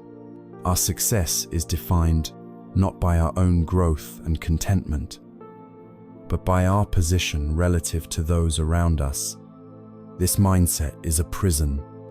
It locks us into a state of perpetual striving and dissatisfaction, where even the happiness of our friends can feel like a threat to our own. Mudita is the key that unlocks this prison. It is the radical declaration that joy is not a finite resource. It is infinite, like the light of the sun. One person's share does not diminish another's. Mudita is the open, abundant heart that can feel the warmth of another's fire without needing to possess it. It is the genuine, unselfish delight that arises when we see someone else succeed, find love, or experience a moment of pure happiness. It is a joy untainted by the question, "But what about me?" It is a celebration, pure and simple. To practice mudita is one of the wisest and most joyful strategies for a happy life. Think about it logically. If your happiness is contingent only on your personal good fortune, then your opportunities for joy are, by definition, limited. They depend on your specific circumstances, which, as we know from the teaching of impermanence, are always changing. But if you can learn to feel joy when anyone succeeds, when anyone is happy, you have just expanded your potential for happiness exponentially. Suddenly, the whole world becomes a source of possible delight. The laughter of children in a park becomes your joy. The success of a local business becomes your joy. The scientific breakthrough of a researcher on another continent becomes your joy. You are no longer confined to the small, walled garden of your own ego. You have access to the vast, open fields of shared human experience. So how do we cultivate this boundless joy, like any practice of the heart? We start where it's easiest. Begin by bringing to mind a person you love dearly, someone whose happiness is genuinely uncomplicated for you. Perhaps a child, a cherished mentor, or a dear friend. Bring to mind a specific instance of their success or happiness. Maybe it's the image of them graduating, the day they got their dream job, or just a simple moment of them laughing with pure, uninhibited delight. Don't just think about it, try to feel it. Let the warmth of their joy touch your own heart. Feel the smile spread across your own face. Savor that feeling. This is mudita. Silently wish them. May your happiness and good fortune continue. May your joy never fade. Once you are comfortable here, you can gradually expand the circle. Bring to mind an acquaintance, someone you feel neutral about. Perhaps it's the barista who serves you coffee, or a neighbor you only see occasionally. You might have heard some good news about them. Try to extend the same feeling of genuine happiness for their well-being. This stretches the muscle of the heart, teaching it that joy doesn't require intimacy. The most transformative stage of the practice is to try and extend mudita to someone you find difficult, or even someone whose success has been a source of your own envy. This is not easy. It requires courage. Begin not by forcing a feeling of joy, but by simply acknowledging their humanity.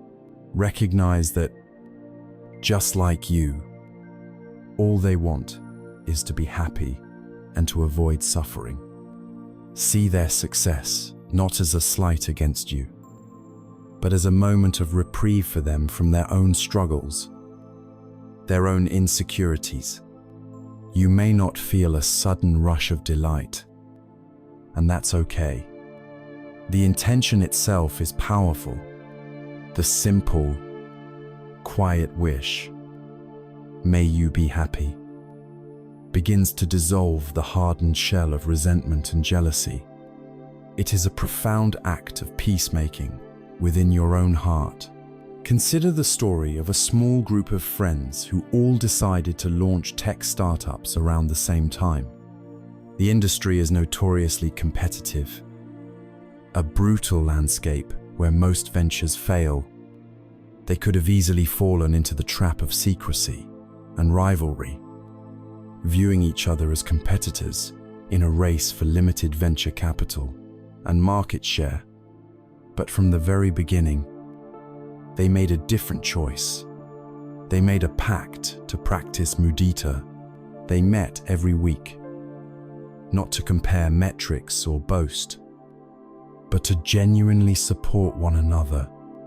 When the first friend secured a major round of funding, they didn't feel envy. They threw a party. They celebrated as if it were a collective victory, because in their minds, they knew that her success brought legitimacy and attention to their shared niche. Lifting all of their boats, when another's product launched to rave reviews, they shared the news on their own networks, amplifying his success. They shared contacts, helped debug each other's code, and offered shoulders to cry on when experiments failed. They rejected the scarcity mindset and embraced an economy of shared joy. And the result, they created a vibrant, resilient ecosystem of support. Their collective energy and goodwill made them all stronger, more creative, and ultimately, more successful than they ever could have been alone. This is the power of mudita. It is the ultimate expression of our interconnectedness. It is the joyful realization that your happiness does not diminish mine, but in fact, can enrich it. It purifies the heart, washing away the corrosive poisons of jealousy, comparison, and resentment. It opens you up to a world brimming with opportunities for joy. It is the practice of learning to dance at another's celebration, and in doing so, finding that the music fills your own heart.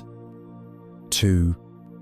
We have walked the paths of the heart, learning to cultivate a boundless, loving kindness for all beings through metta. We have learned to meet suffering with the courageous tenderness of karuna, and to celebrate the happiness of others with the unselfish, vicarious joy of mudita. These three qualities, love, compassion, and joy, are the radiant expressions of an awakened heart. They are active, engaged, and deeply relational. But in our practice, we may start to notice certain challenges arise. What happens when our loving kindness is met with hostility? What happens when we are so immersed in the suffering of the world that we begin to feel overwhelmed? A state often called compassion fatigue. What happens when we try to feel joy for another, but are met with the sharp sting of our own personal loss? These powerful, radiant states of the heart need a container. They need a deep, stabilizing foundation to rest upon, a ground so vast and steady that it can hold both the ecstasy of joy and the agony of sorrow without being shattered. This grounding force, this unshakable peace, is the fourth and crowning jewel of these sublime states. It is called upekkha, or equanimity. It is vital to understand. From the very beginning, what equanimity is not. For the Western mind, the word can conjure images of indifference, of a cold and stony detachment, of an aloof apathy that simply doesn't care. This is the absolute opposite of upekkha. Apathy is a heart that has shut down, a fortress with its drawbridge pulled up. Upekkha is a heart that has opened so completely, so fearlessly, that nothing can overwhelm it. It is not a stone wall that blocks out the weather.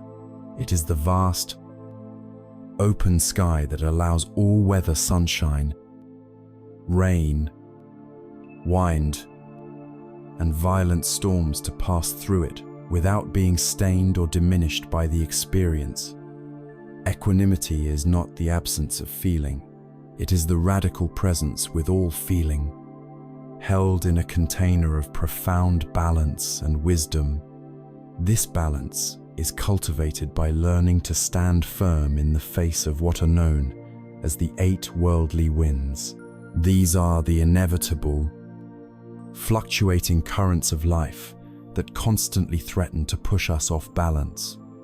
They come in 4 pairs of opposites: pleasure and pain, gain and loss, praise and blame, and fame and disrepute. Our entire unawakened life is a reaction to these winds. We are like puppets, and these 8 forces are the strings. When pleasure, gain, praise, or fame blows our way, we are pulled high into elation. We cling, we grasp, we want more, terrified of the moment it will end. When pain, loss, blame, or disrepute arrives, we are plunged into despair. We resist, we push away, we fight against reality. Our peace is completely conditional, utterly dependent on which way the wind is blowing at any given moment. Upekkha is the practice of cutting these strings. It is the development of an inner center of gravity, so profound that you remain upright and steady, no matter which way the winds blow. It does not mean you don't feel pleasure. You do, but you don't cling to it. You savor it with gratitude. Knowing its impermanent nature, it does not mean you don't feel pain. You do, but you don't add a second layer of suffering through resistance. You meet it with the compassionate attention we explored in Karuna, allowing it to be present without letting it define your entire reality. You feel the wind on your face, but you are not blown over. You are the mountain, and the weather is just the weather. This unshakable quality does not arise from sheer willpower. It arises from wisdom. It is the natural fruit of seeing reality clearly, of deeply understanding the laws of impermanence and karma. When you know, not just intellectually, but in the marrow of your bones, that everything is in a constant state of flux anicca, you stop trying to build a permanent home on the shifting sands of praise or gain. You see them for what they are: fleeting phenomena, clouds passing in the vast sky of your awareness.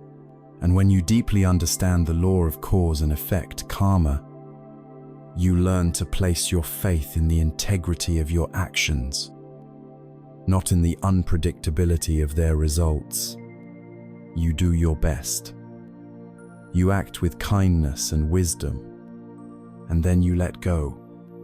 You relinquish the exhausting burden of trying to control the uncontrollable. There is a classic Zen story that beautifully illustrates this profound wisdom. An old farmer lived in a poor country village. He was considered well-to-do because he had a horse for plowing his fields. One day, his horse ran away. All his neighbors came to commiserate. Such bad luck, they said sympathetically. The farmer replied, maybe. The next morning the horse returned, bringing with it 3 wild horses. How wonderful! Such good luck, exclaimed the neighbors. The farmer replied, maybe. The following day, his son tried to tame one of the wild horses, was thrown, and broke his leg. The neighbors again came to offer their sympathy. What terrible luck, they said. The farmer responded, maybe. The day after that, military officials came to the village to draft all the able-bodied young men into the army. Seeing that the farmer's son had a broken leg, they passed him by. The neighbors rushed to congratulate the farmer. How fortunate you are. Such good luck. The farmer simply said, maybe. The farmer is not apathetic. He is not detached from the events of his life. He is living in a state of profound upekkha. His wisdom allows him to see that it is impossible to know the full consequences of any single event. He refrains from the reactive, short-sighted labeling of good or bad. He rests in a spacious, non-judgmental awareness, allowing life to unfold without resistance. His heart is at peace because it is not being tossed about by the worldly winds. This is the state that perfects and balances the other 3 sublime abodes.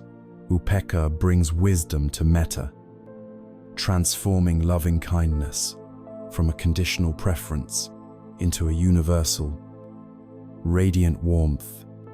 A heart with equanimity can love without clinging, without demanding anything in return. It can love the difficult person as well as the easy one, the stranger as well as the friend. Upekkha brings resilience to karuna, allowing us to feel the world's pain without being drowned by it. It is the steady container that prevents compassion from turning into burnout, and upekkha brings grace to mudita, allowing us to celebrate another's joy without the subtle shadow of comparison or the sting of personal disappointment. It is the heart of a loving parent who rejoices in the unique successes of each of their children without needing them to be the same. A love that is vast, patient, and unconditional. Upekkha is the final peace.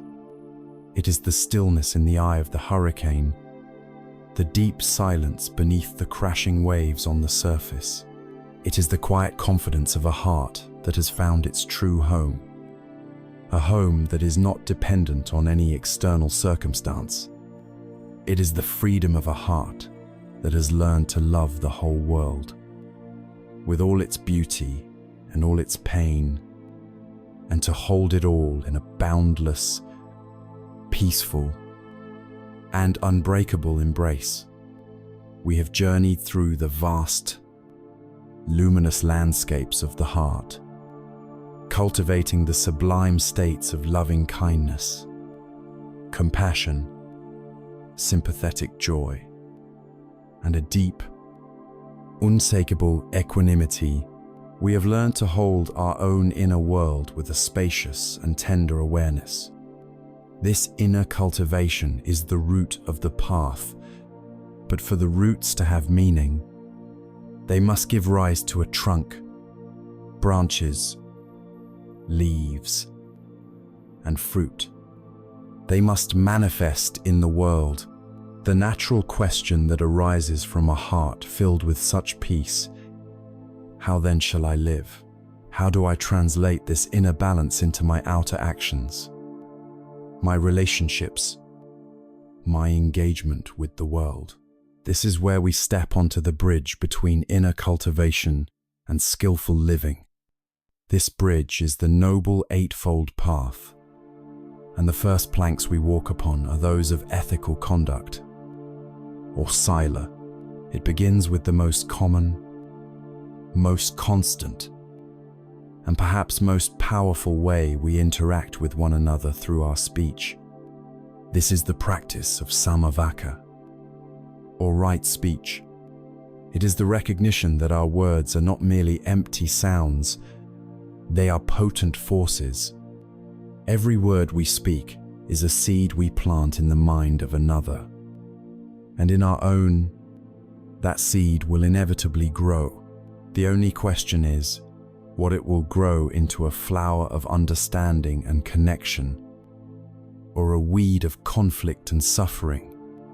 Right speech is the practice of becoming a conscious, loving gardener of our verbal world. The teaching is traditionally broken down into what we should abstain from and what we should cultivate. It begins with 4 types of speech to avoid. The first is abstaining from false speech. This goes far beyond simply telling outright lies. It includes the subtle exaggerations we use to make our stories more impressive, the white lies we tell to avoid minor discomfort, the convenient omissions that paint a misleading picture, and the promises we make with no real intention of keeping. Every time we stray from the truth, we weave a web of complexity and stress for ourselves. We must remember which version of the story we told to whom.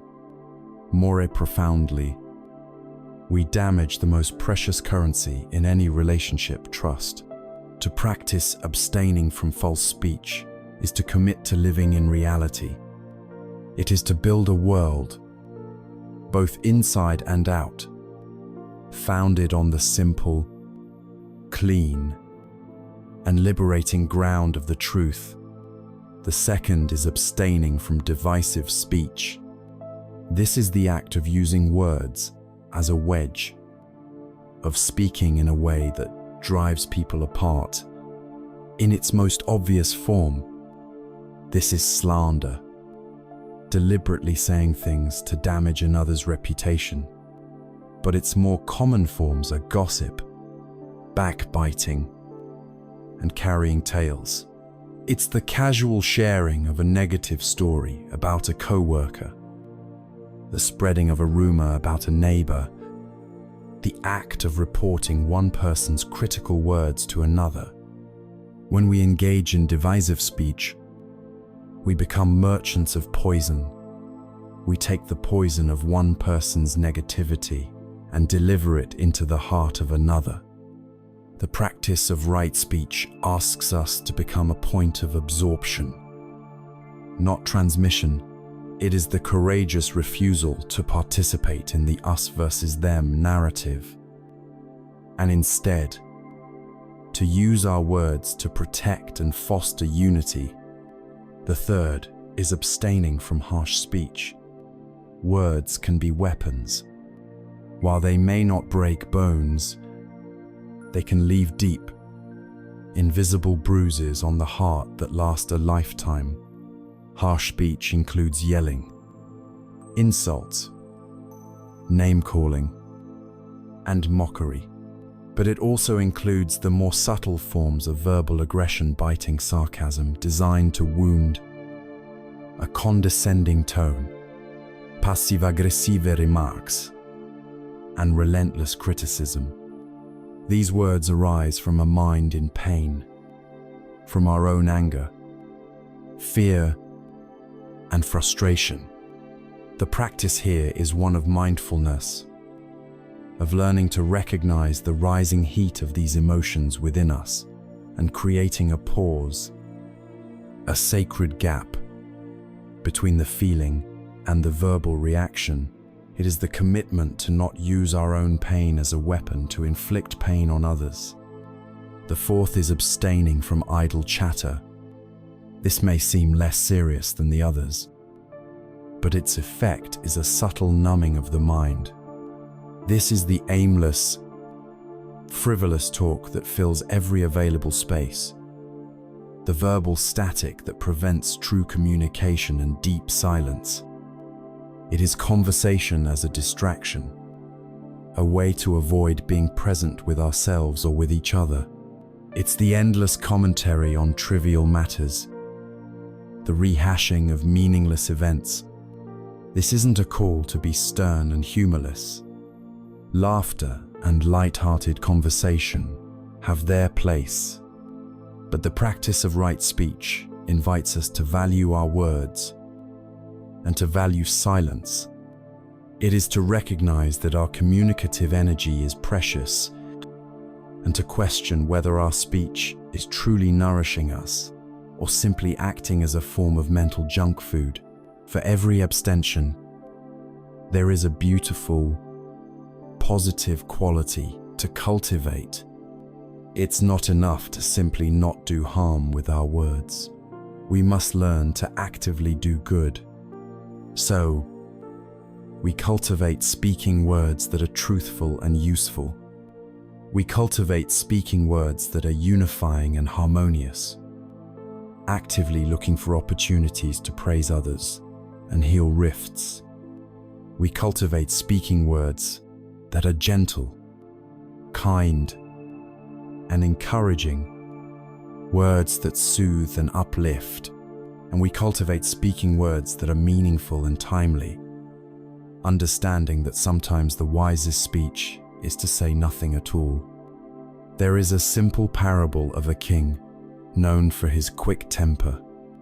One day, in a flash of anger over a minor mistake, he publicly berated his most loyal and capable general with a single, sharp, humiliating word. That word, a seed of doubt, landed in the general's heart. He began to question his loyalty. The other courtiers, witnessing the exchange, began to fear the king's unpredictable nature. Factions formed, trusteroded, and the quiet harmony of the kingdom began to unravel, all from the fruit of one harsh word. Months later, seeing the discord around him and reflecting on its source, the king was filled with remorse. He called a great assembly, and in front of everyone, he turned to his general. He spoke a single, sincere word of praise, acknowledging the general's unwavering loyalty and wisdom, and apologizing for his own lapse. That single, kind word was a seed of healing. It restored the general's honor, reassured the court, and slowly, the kingdom's harmony was mended. The other half of right speech, the half we so often forget, is right listening. True communication is not a monologue, it is a sacred dialogue. And the foundation of this dialogue is deep listening. This is not the common form of listening where we are simply waiting for our turn to talk, formulating our rebuttal while the other person is still speaking. Deep listening, or empathetic listening, is an act of total presence. It is the offering of your quiet, non-judgmental attention as a gift. It is listening with the sole intention of understanding the other person's world, their feelings, their needs, their suffering. It is one of the greatest acts of kindness we can perform. When someone feels truly heard, it is a profound form of healing. To bring this practice into our daily life, we can use a simple filter before we speak, a set of 5 questions known as the 5 gates of speech. Before you say something, pause and ask yourself, is it true? Is it kind? Is it beneficial? Is it the right time? And finally, is it necessary? If a thought cannot pass through these gates, perhaps it is best left unsaid. This is not about censorship. It is about cultivating wisdom and intention. It is about transforming our speech from a mindless reaction into a mindful creation. Our words create our world. They shape our relationships, our communities, and our own inner state. Let us then become skillful gardeners, tending the soil of our conversations with care, and consciously planting seeds that will blossom into a world of greater truth, kindness, harmony, and peace. We have begun to walk the bridge from our inner world to our outer life, learning to tend the garden of our speech. We've committed to planting seeds of truth, harmony, and kindness, recognizing the immense power of our words to shape reality. But our influence on the world does not end with our words. It continues and is often amplified through our physical actions, our hands, our bodies. The way we move through our day are also powerful communicators. They are the instruments through which our intentions become tangible, leaving a physical imprint on the world around us. This next step on the path of ethical living is known as samma kammanta, or right action. It is the practice of aligning our deeds with our deepest values, ensuring that our body and our heart are moving in the same direction. At the very core of this practice lies the concept of intention. In the Buddhist understanding, an action is not judged solely by its outcome, but by the quality of mind from which it springs. This is the essence of karma. An action born from greed, hatred, or delusion plants a seed of suffering. An action born from generosity, kindness, or wisdom plants a seed of peace and happiness. Right action, therefore, is not about rigidly adhering to an external list of rules. It is the moment-to-moment practice of looking inward, of asking, what is the intention behind this deed? What is motivating me to do this? It is about purifying our intentions so that our actions naturally flow as a force for good. The traditional teachings on right action are framed around three fundamental areas of conduct, three commitments to abstain from harm. The first is to abstain from taking life in its most direct sense. This is a commitment not to intentionally kill any living creature, from the smallest insect to a fellow human being. But this principle, known as ahimsa or non-harming, extends far beyond the literal act of killing. It is a deep and radical commitment to cultivating reverence for all life. It invites us to examine the subtle ways in which we might support systems of violence or harm. It asks us to consider the impact of our consumption on other beings and on the environment that sustains us all. To practice this precept is to choose, in every possible moment, to be a guardian of life, not a destroyer of it.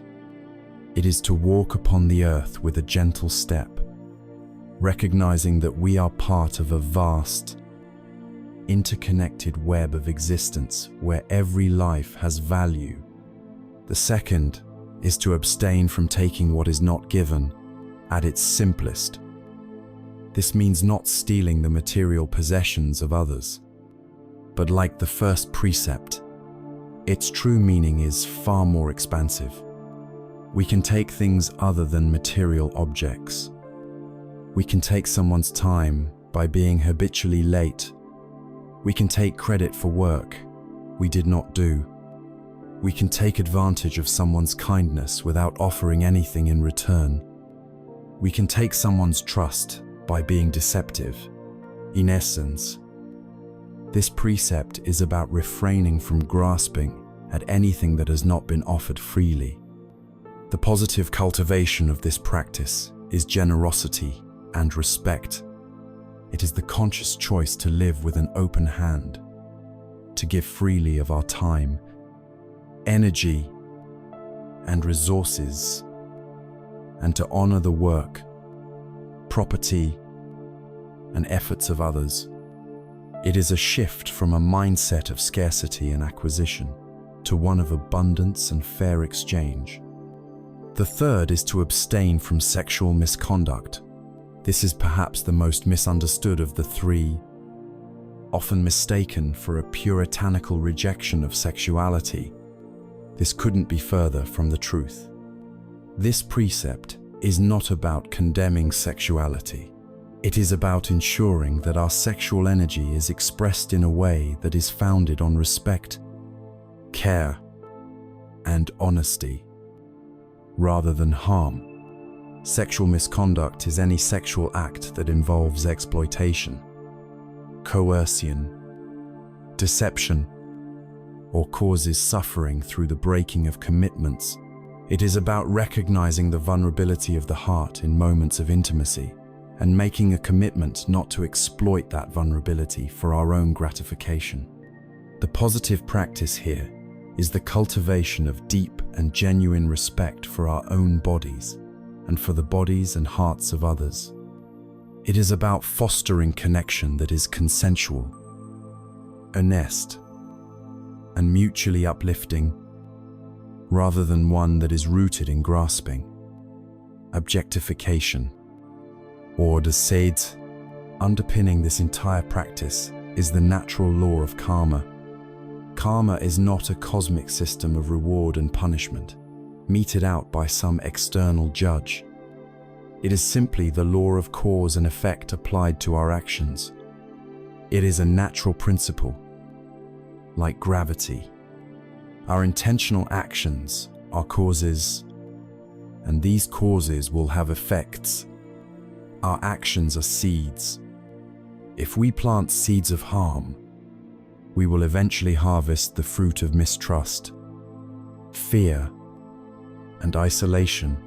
If we plant seeds of kindness, respect, and integrity, we will inevitably harvest the fruit of peace, connection, and a clear conscience.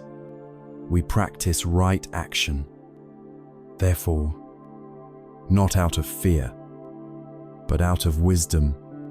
We understand that living ethically is the most direct path to our own long-term happiness and freedom from regret. Let me share a modern story. A woman named Clara started an apparel company. Her investors and industry advisors pushed her relentlessly to maximize profits by outsourcing labor to factories in countries where wages were desperately low and environmental regulations were non-existent. They told her this was just good business, but Clara saw it differently. To her, this model was a violation of right action. It depended on taking advantage of others' economic desperation, a form of taking what isn't freely given, and it caused harm to the environment which sustains all life. So, Clara made a different choice. She committed to right action. She partnered with a weaving cooperative that paid its workers a fair living wage and ensured safe working conditions. She invested in sourcing organic, sustainable material. Even though they were more expensive, she built her entire brand on a foundation of transparency, telling her customers exactly where and how their clothes were made. The investors warned her she would fail. For the first few years, her profit margins were slim and the pressure was immense. But a different kind of wealth began to accumulate. She earned the fierce loyalty of her customers, who felt good about what they were buying.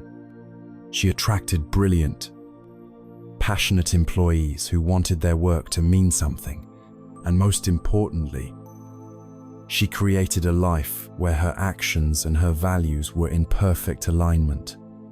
She found that the profound profit of a clear conscience of knowing her work was a force for good rather than harm, was immeasurably greater than any monetary gain she might have sacrificed. Her business became an expression of her integrity, not a compromise of it. This is the freedom of right action. It is not a restrictive cage of thou shalt nots. It is the liberation that comes from living a life free from the inner poison of guilt, shame, and regret. It is the simple, profound joy of knowing that your actions in the world are a true reflection of the peace you are cultivating in your heart.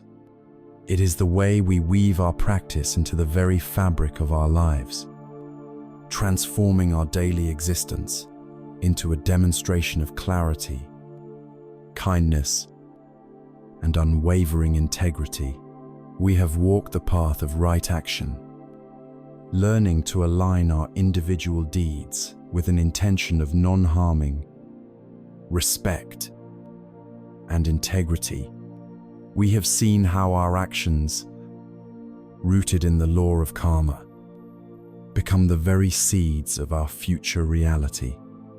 Now, we must turn our attention to the single largest domain of action in most of our lives, our work.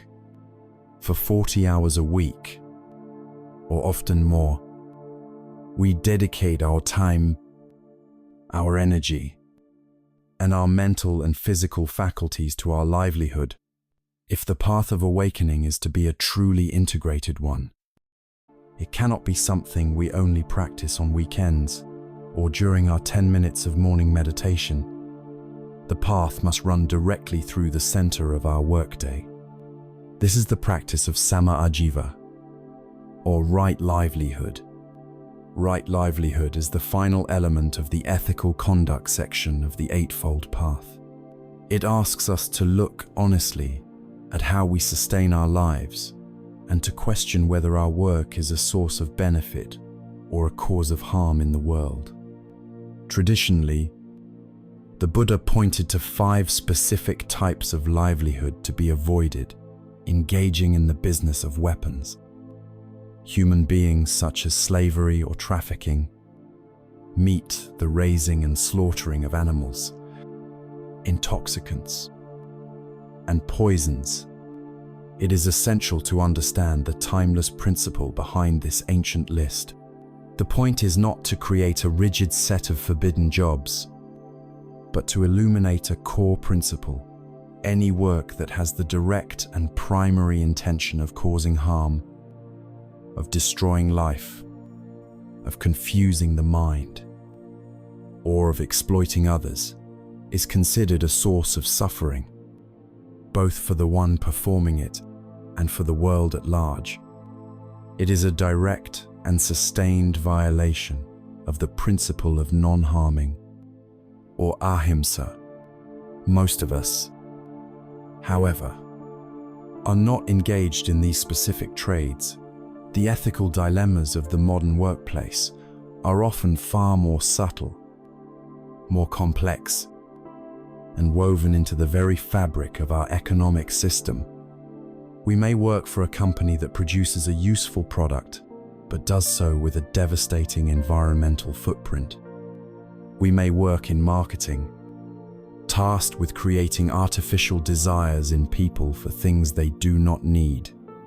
We may work in a corporate culture that rewards ruthless competition and demands a level of stress that is damaging to our well-being. What does right livelihood mean for us? In a world where perfectly ethical work can seem like an impossible luxury, this is where the practice deepens. Right livelihood invites us to consider 2 dimensions of our work, the outer and the inner. The outer dimension is the actual work itself, what we produce, what service we offer.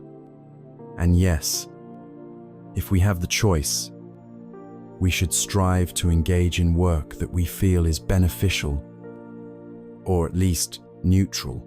But for many of us, our choices are limited by economic reality. The primary practice field for most of us then is the inner dimension of right livelihood. This is the radical and liberating proposition that it is not just what you do, but how you do it, that defines your practice. It is the understanding that any job, no matter how seemingly mundane, can be transformed into a profound spiritual path. Your desk can become your meditation cushion. Your commute can be a time for mindful breathing. A difficult meeting can be a laboratory for right speech.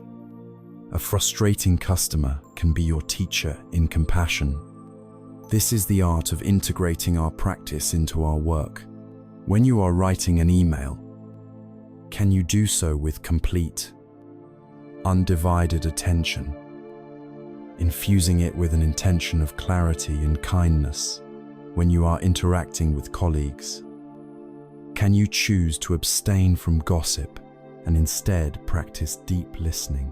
When you are faced with an opportunity to cut a corner or be less than honest, can you choose the path of integrity, of right action? When your boss is stressed and demanding, can you look past their harsh words and see their own suffering, responding with karuna instead of reactivity? When we bring this quality of awareness to our work, everything changes. The goal is no longer just to get through the day or to earn a paycheck. The work itself, the very process of it, becomes a vehicle for our awakening. There is a beautiful story told of a man whose job it was to sweep the streets of a bustling city. It was considered lowly work, and most who did it did so with a sense of drudgery and resentment. But this man was different. He swept with a grace and dignity that was captivating. He never rushed.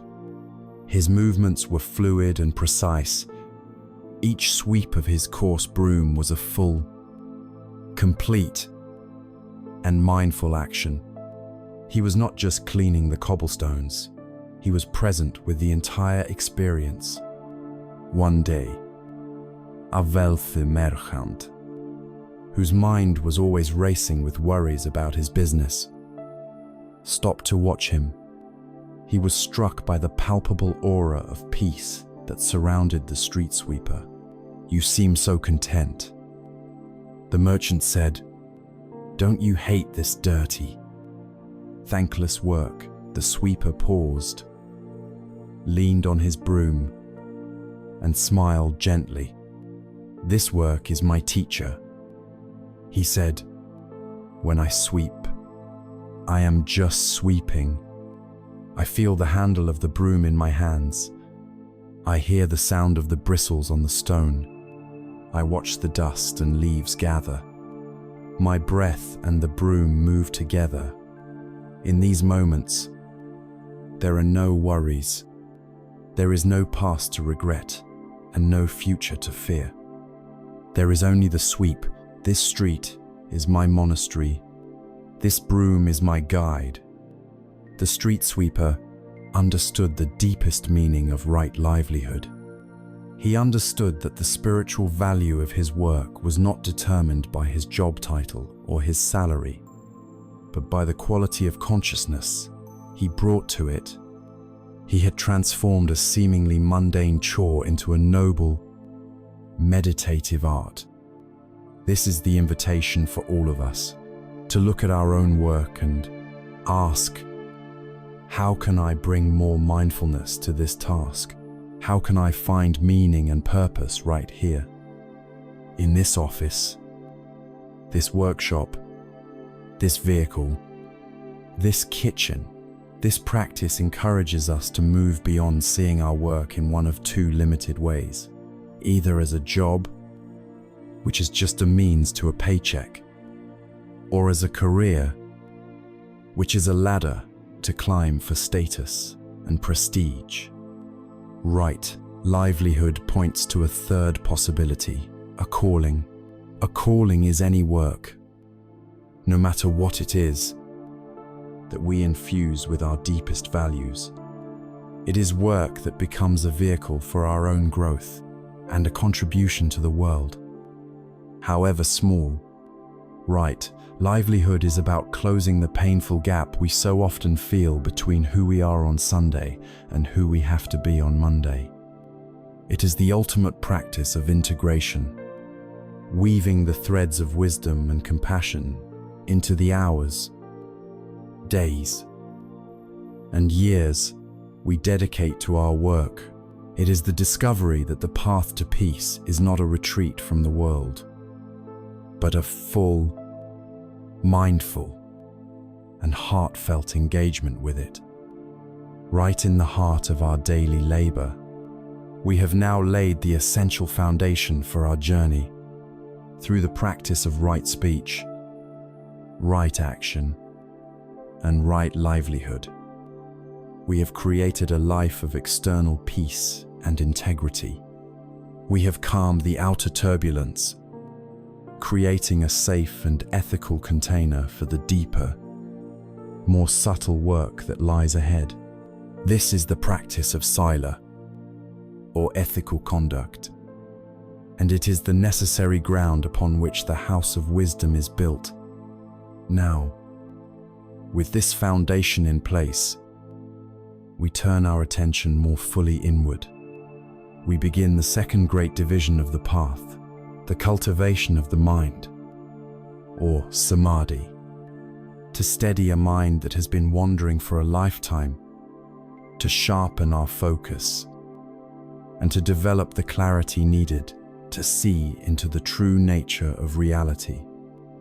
We need energy, but this is not just any kind of energy. It is not the brute force, white-knuckled effort our culture so often glorifies.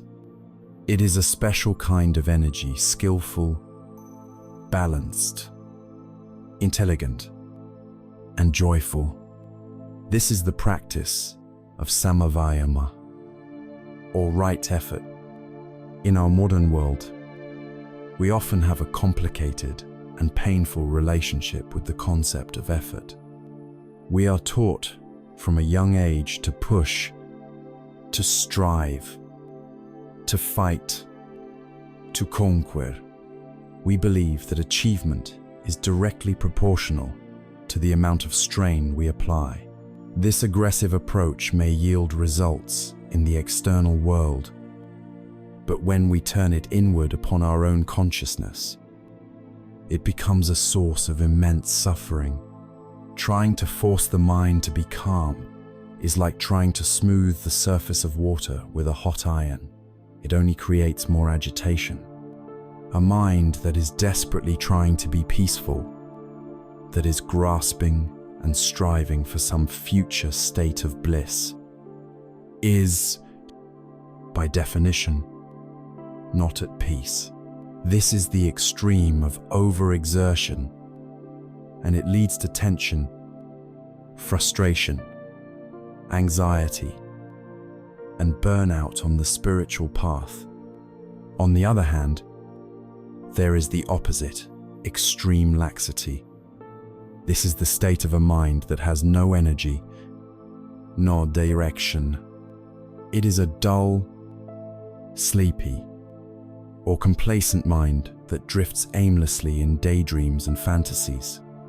It is like a boat with no one at the rudder, carried here and there by the random currents of thought. In this state, there is no focus, no clarity, and no progress. Right effort is the middle way between these two debilitating extremes. It is the discovery of a balanced, sustainable, and joyful energy that is both relaxed and alert. The key to understanding this lies in one of the most beautiful and illuminating stories from the Buddha's life. His encounter with a monk named Sona. Sona had been a wealthy and accomplished musician before renouncing his worldly life. As a monk, he applied the same intense, perfectionistic drive to his meditation that had made him a famous musician. He practiced walking meditation so relentlessly that the soles of his feet were cracked and bleeding. He pushed his mind to the point of exhaustion, yet peace eluded him. He became utterly discouraged, thinking to himself, "I have given up everything, yet I am no closer to liberation. Perhaps this path is not for me." The Buddha, with his psychic insight, perceived Sona's despair and appeared before him. He asked Sona, "Is it true that before you became a monk, you were a master at playing the lute?" Sona confirmed that he was. The Buddha then asked a series of simple questions. "Sona, tell me, what happened when the strings of your lute were tuned too tightly?" Sona replied, "Venerable Sir, if the strings were too tight, the sound would be sharp and unpleasant, and they would be in danger of snapping." "And what happened?" The Buddha continued. "If the strings were tuned too loosely," Sona answered, "then the sound would be dull and muted, and no real music could be played." "And what was necessary?" The Buddha asked finally. "To produce a sound that was beautiful, resonant, and harmonious," Sona said. "The strings had to be tuned just right, neither too tight nor too loose. They had to be balanced." The Buddha smiled. "In the very same way, Sona, energy in spiritual practice that is too strained leads to restlessness. Energy that is too lax leads to laziness and dullness. Cultivate an energy that is balanced.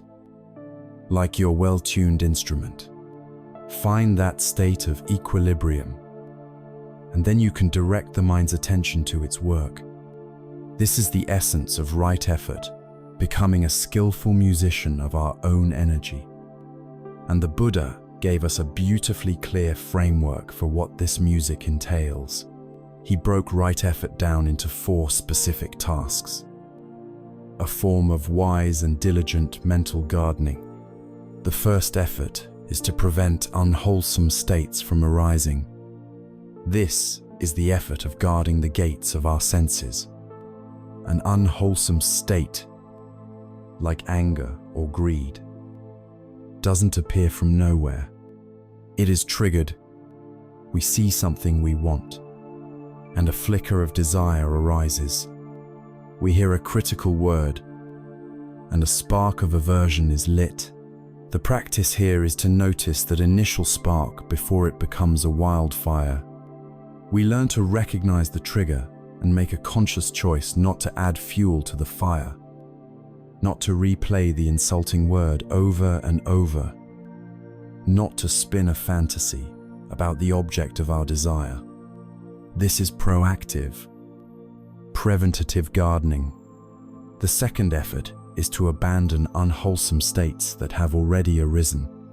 Despite our best efforts, we will still get angry. We will still feel jealous. The practice here is not to suppress these feelings or to beat ourselves up for having them. Suppression only pushes them into the basement, where they grow stronger in the dark. Instead, we learn to meet the unwholesome state with mindfulness. We acknowledge it. There is anger. We investigate it with curiosity, not judgment.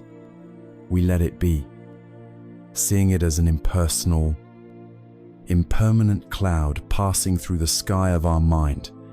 By not identifying with it and not feeding it, we allow it to naturally exhaust its energy and dissolve. This is the act of gently weeding the garden. The third effort is to cultivate wholesome states that have not yet arisen. This is the joyful side of the practice. It is the active, intentional planting of beautiful seeds in the mind. If you are not feeling particularly kind, you can deliberately bring to mind a loved one and send them thoughts of metta. If you are feeling uninspired, you can reflect on the qualities of the Buddha or on an act of generosity you have witnessed. It is the effort to actively generate states like compassion, gratitude, joy, and calm. The fourth and final effort is to maintain and nurture wholesome states that are already present. When a moment of genuine peace arises in your meditation, the practice is to recognize it, cherish it, and allow it to settle and deepen. When you feel a wave of compassion, you learn to sustain that feeling, to let it permeate your being. This is like tending to a young, precious sprout, giving it the sunlight and water it needs to grow strong and become a permanent feature of your inner landscape. Right effort, when practiced skillfully, is not a grim struggle. It is imbued with interest, curiosity, and even joy. It is the bright, alert, and engaged energy of a mind that is fascinated with its own process. It is the work of tuning our own instrument so that we may play the music of an awakened life, a life of clarity, wisdom, and profound peace. It is this well-tuned energy that powers the next crucial steps on the path, the establishment of unwavering mindfulness and the development of deep, transformative concentration. We have learned to become skillful musicians of our own energy. Through the practice of right effort, we have tuned the strings of our mind, abandoning the harsh, aggressive striving that leads to burnout, and letting go of the dull laxity that leads to stagnation. We have found that balanced, bright, and joyful energy, that state of being both relaxed and alert. And so the natural question arises, energy for what? Now that this beautiful, well-tuned instrument is in our hands, what music shall we play? Where do we direct this skillful attention? The answer lies at the very heart of the entire path of awakening. It is the central pillar that supports all other practices. It is the practice of samasati, or right mindfulness. This is the quality of awareness that illuminates our world, the steady, unwavering light that allows us to see things for the first time exactly as they are. We have touched upon mindfulness before in the early stages of our journey as a gentle anchor to the present moment.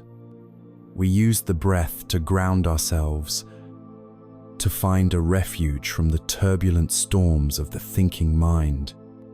That was the foundational practice. Now, we return to it with a new depth and a new purpose, right mindfulness. In the context of the Eightfold Path, is more than just an anchor. It is a powerful tool of investigation. It is the development of a constant, non-judgmental observer who watches the ceaseless flow of our experience without getting swept away by it. Imagine you are sitting on the bank of a great river. The river is your stream of consciousness for most of your life. You have been thrashing about in the water, caught in the currents, identified with every wave of thought, emotion, and sensation, believing yourself to be the river itself.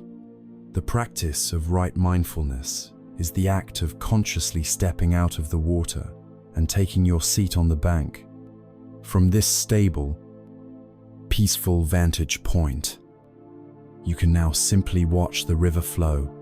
You notice the clear water, the muddy patches, the floating leaves, the swift currents, and the still eddies.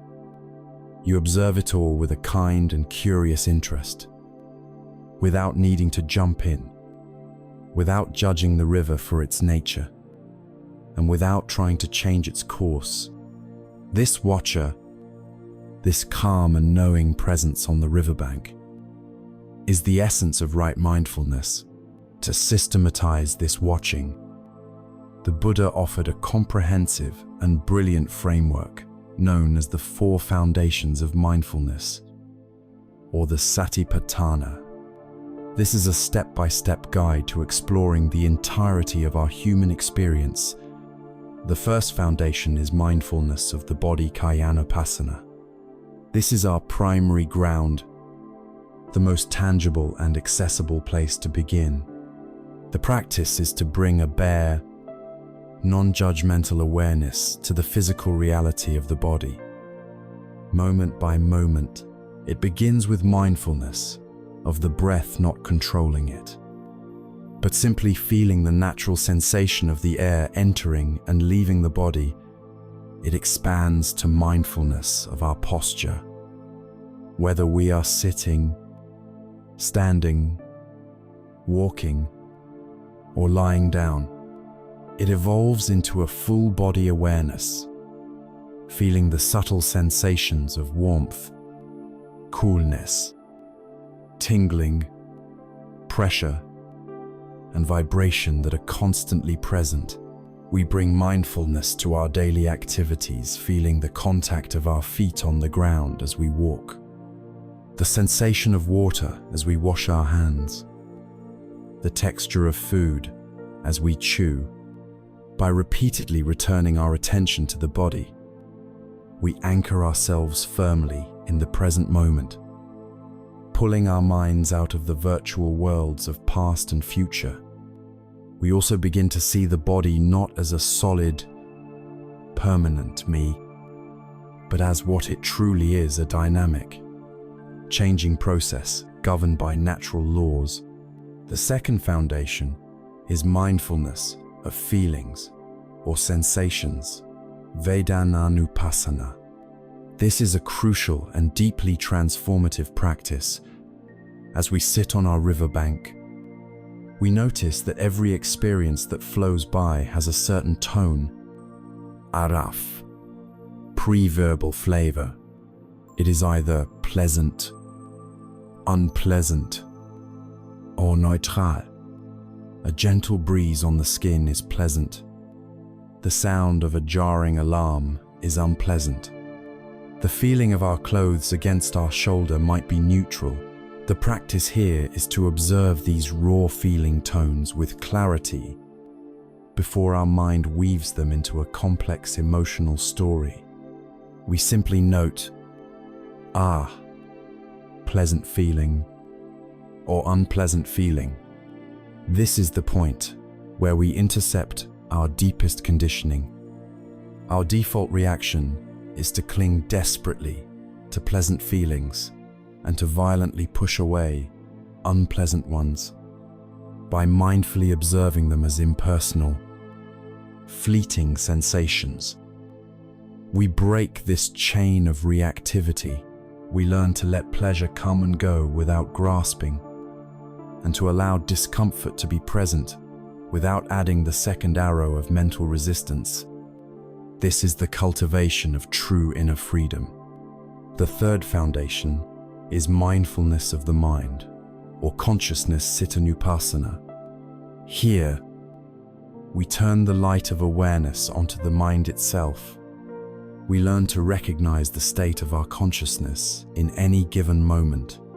Is the mind currently scattered or focused? Is it contracted with greed or expanded with generosity? Is there anger present? Or is there kindness? Is the mind dull and sleepy? Or is it bright and alert? We observe these states without judgment, as if we were a meteorologist observing the weather. The weather of the mind is currently stormy, or it is calm and clear. By doing this, we stop identifying with our moods. We realize we are not the anger. We are the awareness that knows there is anger. We are not the sadness. We are the space in which sadness can arise and pass away. This practice demystifies our emotional world and gives us a profound sense of stability amidst the changing weather patterns of the mind. The fourth and final foundation is mindfulness of dhammas, or mental objects, dhammanupassana. This is the most subtle foundation, where mindfulness blossoms into wisdom. Here, we are no longer just watching the individual components of our experience. We are beginning to see the underlying patterns and universal laws that govern them. We watch how a flicker of sense desire, if indulged, can grow into a consuming fire. We observe how a small act of kindness can dispel the darkness of ill will. We begin to directly perceive, in our own experience, the truths the Buddha taught, the truth of impermanence, the reality of suffering caused by clinging, and the possibility of freedom. We are no longer just watching the river, we are understanding its hydrology. A young monk once approached his Zen master, full of earnestness. "Master," he said, "I have been meditating diligently. I have been studying the scriptures. Please, give me your most profound teaching to help me attain enlightenment." The master looked at him and asked, "Have you eaten your morning rice porridge?" The monk, a little confused, replied, "Yes, Master, I have." The master said simply, "Then go and wash your bowl." In that moment, the monk was awakened. He understood. The most profound teaching was not in a secret text or a complex philosophy. Enlightenment was not some far-off, mystical goal. It was right here, in the simple, mundane act of washing his bowl with total, undivided attention, with mindfulness of the body, the feelings, the mind, and the very nature of the task itself. This is the promise of right mindfulness. It is the practice of washing our own bowl, of living each moment of our lives with a full, rich, and intimate awareness. It is this unwavering, moment-to-moment presence that gathers the scattered rays of our attention.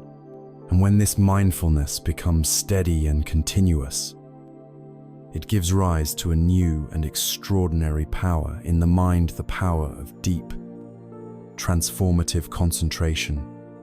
We have arrived at a pivotal place on our journey, guided by the balanced energy of right effort. We have cultivated the steady, watchful presence of right mindfulness. We have learned to sit on the bank of the river of our experience, observing the endless flow of thoughts, feelings, and sensations without being swept away. We have become familiar with the landscape of our own mind, recognizing its changing weather patterns with a kind and spacious awareness. The mind is no longer a chaotic and unknown territory. We have mapped it. We have brought light to its shadows. Now, we move to the culmination of this mental training. We ask, what is the result of this steady, illuminated presence? What happens when the watcher on the riverbank decides to place their full, unwavering, and uninterrupted attention on a single, chosen object? This is the domain of Samma Samadhi, or right concentration. It is here that the mind, gathered and unified, becomes a tool of extraordinary power and penetrating insight. Samadhi is a word that can be translated as concentration, but its deeper meaning is unification or collectedness. It describes a state where the scattered fragments of our consciousness are gathered together into a single, coherent, and powerful whole. In our ordinary state, our mind is like a restless committee, with a dozen different voices shouting for attention at once. We are thinking about the past, planning the future, worrying about a conversation, noticing a sound, feeling an itch. All simultaneously, our mental energy is dissipated, scattered to the winds. Samadhi is the act of respectfully asking all the committee members to take a seat, to become quiet, and to lend their combined energy to a single purpose. It is the experience of a mind that is, for a time, utterly whole and undivided. It is crucial to understand the beautiful, synergistic relationship between mindfulness and concentration. They are the two wings of a bird, and both are necessary for flight. Mindfulness sati is the knowing faculty. It is the awareness that notices, the mind has wandered away from the breath. Right effort. Vyama is the gentle energy that then guides the attention back to the breath. Concentration samadhi is the result of this repeated action, the mind's ability to remain steadily and peacefully on the breath without wobbling. Mindfulness notices the distraction. Concentration is the stability that prevents the distraction from taking hold. They are a team, working in perfect harmony. The power of a concentrated mind cannot be overstated. Imagine our normal, everyday awareness is like the diffuse light of the sun on a cool day. It is pleasant. It illuminates our world, but it is gentle and lacks intensity. It cannot fundamentally change the objects it falls upon. Now, imagine taking a magnifying glass. This is the practice of meditation. When you hold up the lens, you begin to gather that diffuse sunlight.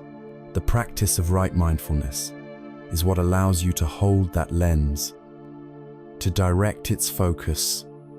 Right concentration is the act of holding that lens perfectly still, perfectly steady, focusing all of that gathered light onto one single tiny point.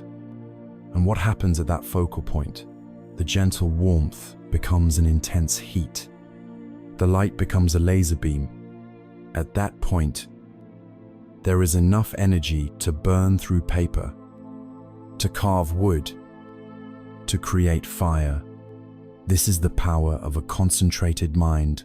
A scattered mind is weak. A unified mind is the most powerful instrument in the universe. It develops a capacity to see things with a clarity that is simply not available in our ordinary state. It is this concentrated power that can burn through the thick layers of our conditioning, our ingrained habits, and our most deeply held delusions about who we are and how the world works. As concentration deepens, the practitioner can begin to experience states of profound peace, bliss, and stillness known as the jhanas, or states of meditative absorption. These are not mystical trances, but natural states of a purified and highly concentrated mind. In the first of these states, for example, the mind is secluded from all sensual desire and unwholesome thoughts. It is filled with a rapture and happiness born not of any external stimulus, but from within, from its own purity and stillness. To experience this is transformative. It reveals to us a form of happiness far superior to the fleeting, unreliable pleasures of the world. It shows the mind a wholesome and deeply satisfying alternative to its usual diet of craving and consumption, weakening the grip of sensual desire at its very root. It is important to remember, however, that even these blissful states are not the final goal. They are a sign of progress, a place of rest and rejuvenation on the path, and a means of sharpening the tool of the mind. The goal of right concentration is to use this sharpened, powerful, and blissful state of mind for the purpose of liberation. A concentrated mind, like a sharpened knife, can be used for many things. It could be used simply to indulge in bliss, or it could be used by a wise surgeon. Right concentration is the training of the surgeon. The practice itself is simple in its instruction, though it requires great patience. We choose a single object of meditation. Most commonly, the sensation of the breath at the tip of the nose, or the rise and fall of the abdomen, and we rest our attention there. Inevitably, the mind will wander. It will be pulled away by a thought, a sound, a memory. The moment we notice it has wandered, that is the moment of mindfulness. And in that moment, without any frustration or self-criticism, we gently, kindly, and firmly guide the attention back to the breath. We do this 1,000 times. We do this 10,000 times. The practice is not about achieving a state of no thoughts. The practice is the patient and persistent act of returning over and over again.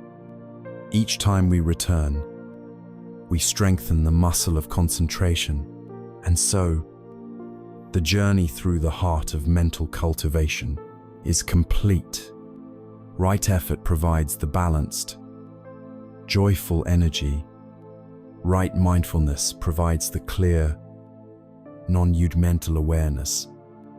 And right concentration takes that aware energy and unifies it, creating a mind that is stable, powerful, and serene.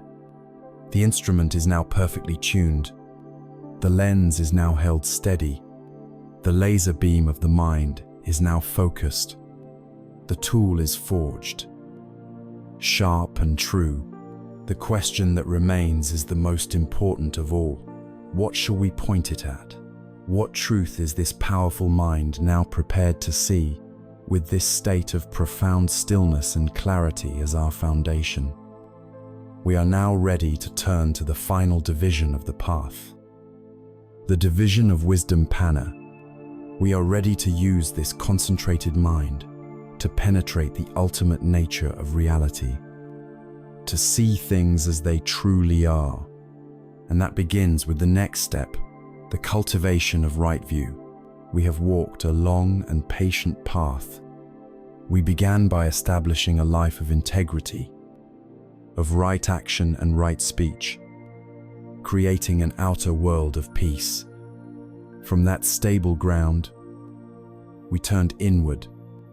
We learned to tune the instrument of our own energy with right effort, to watch the river of our experience from the steady bank of right mindfulness, and finally, to gather the scattered rays of our consciousness into the single, brilliant, and unwavering beam of right concentration. The tool is now forged. The mind is unified, sharp, and serene. The lens of the telescope is polished and held perfectly still. Now, at last, we are ready to look through it. We are ready to turn this powerful, purified awareness toward reality itself, and to see this is the gateway to wisdom panna, the third and final division of the path. And it begins with the very first and most crucial step of the entire eightfold path, samadhi, or right view. It is placed first in the list because it is the North Star of our entire journey.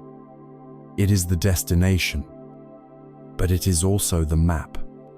Without at least a provisional right view, a working hypothesis that this path is worthwhile and leads to the end of suffering, we would never even take the first step. But the right view we cultivate here, at this stage, is something far deeper. It is not a belief system to be adopted. It is not a dogma to be memorized or a philosophy to be debated. It is a direct, personal, and irrefutable seeing of the truth. An insight so profound that it permanently alters the very structure of our perception. Imagine you have spent your entire life wearing a pair of warped, grimy glasses. Through these lenses, straight lines appear bent, colors are distorted, and everything is hazy and unclear. You don't even know you're wearing them. You simply assume this distorted reality is reality. You stumble through life, constantly bumping into things, misjudging distances, and feeling a pervasive sense of confusion and frustration. The entire path of practice up to this point, the ethics, the mindfulness, the concentration, has been the slow, methodical process of cleaning these lenses and straightening the frames. Right view is the moment you finally see through the clear, clean glass for the first time. It is the breathtaking, liberating moment when you see the world as it truly is. What is it that we see through these new eyes? We see the fundamental laws that govern all experience. The underlying operating system of reality that was previously hidden by the static of our unconcentrated minds. Primarily, right view is the direct, experiential penetration of the Four Noble Truths.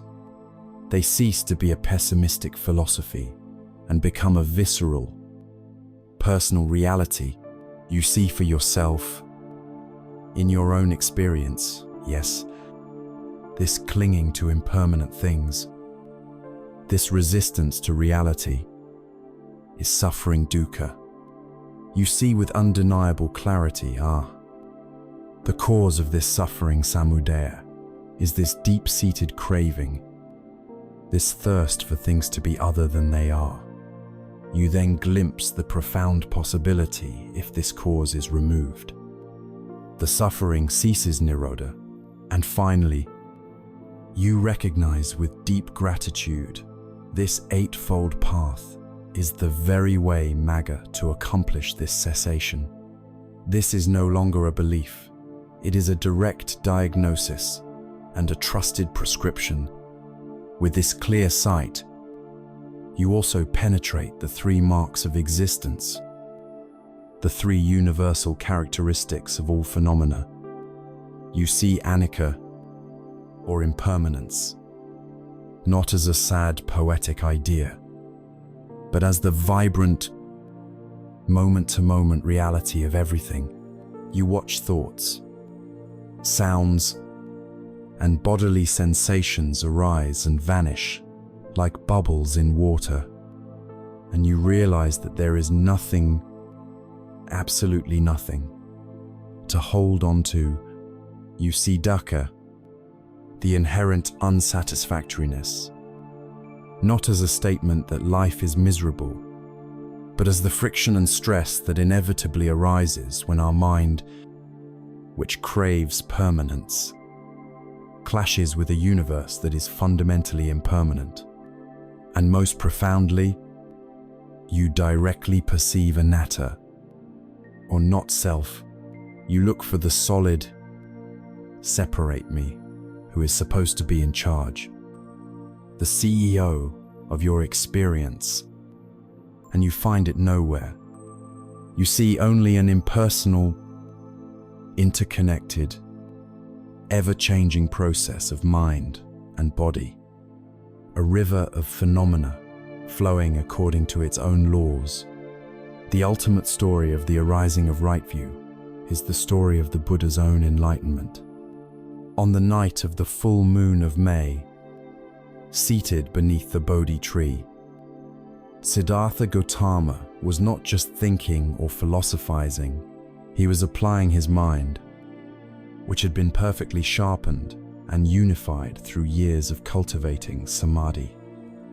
As a surgical instrument, he directed this laser beam of concentration deep into the nature of his own existence. He saw, with a clarity that transcended time, the endless chain of his own past lives, recognizing the impermanent, unsatisfactory, and selfless nature of each identity.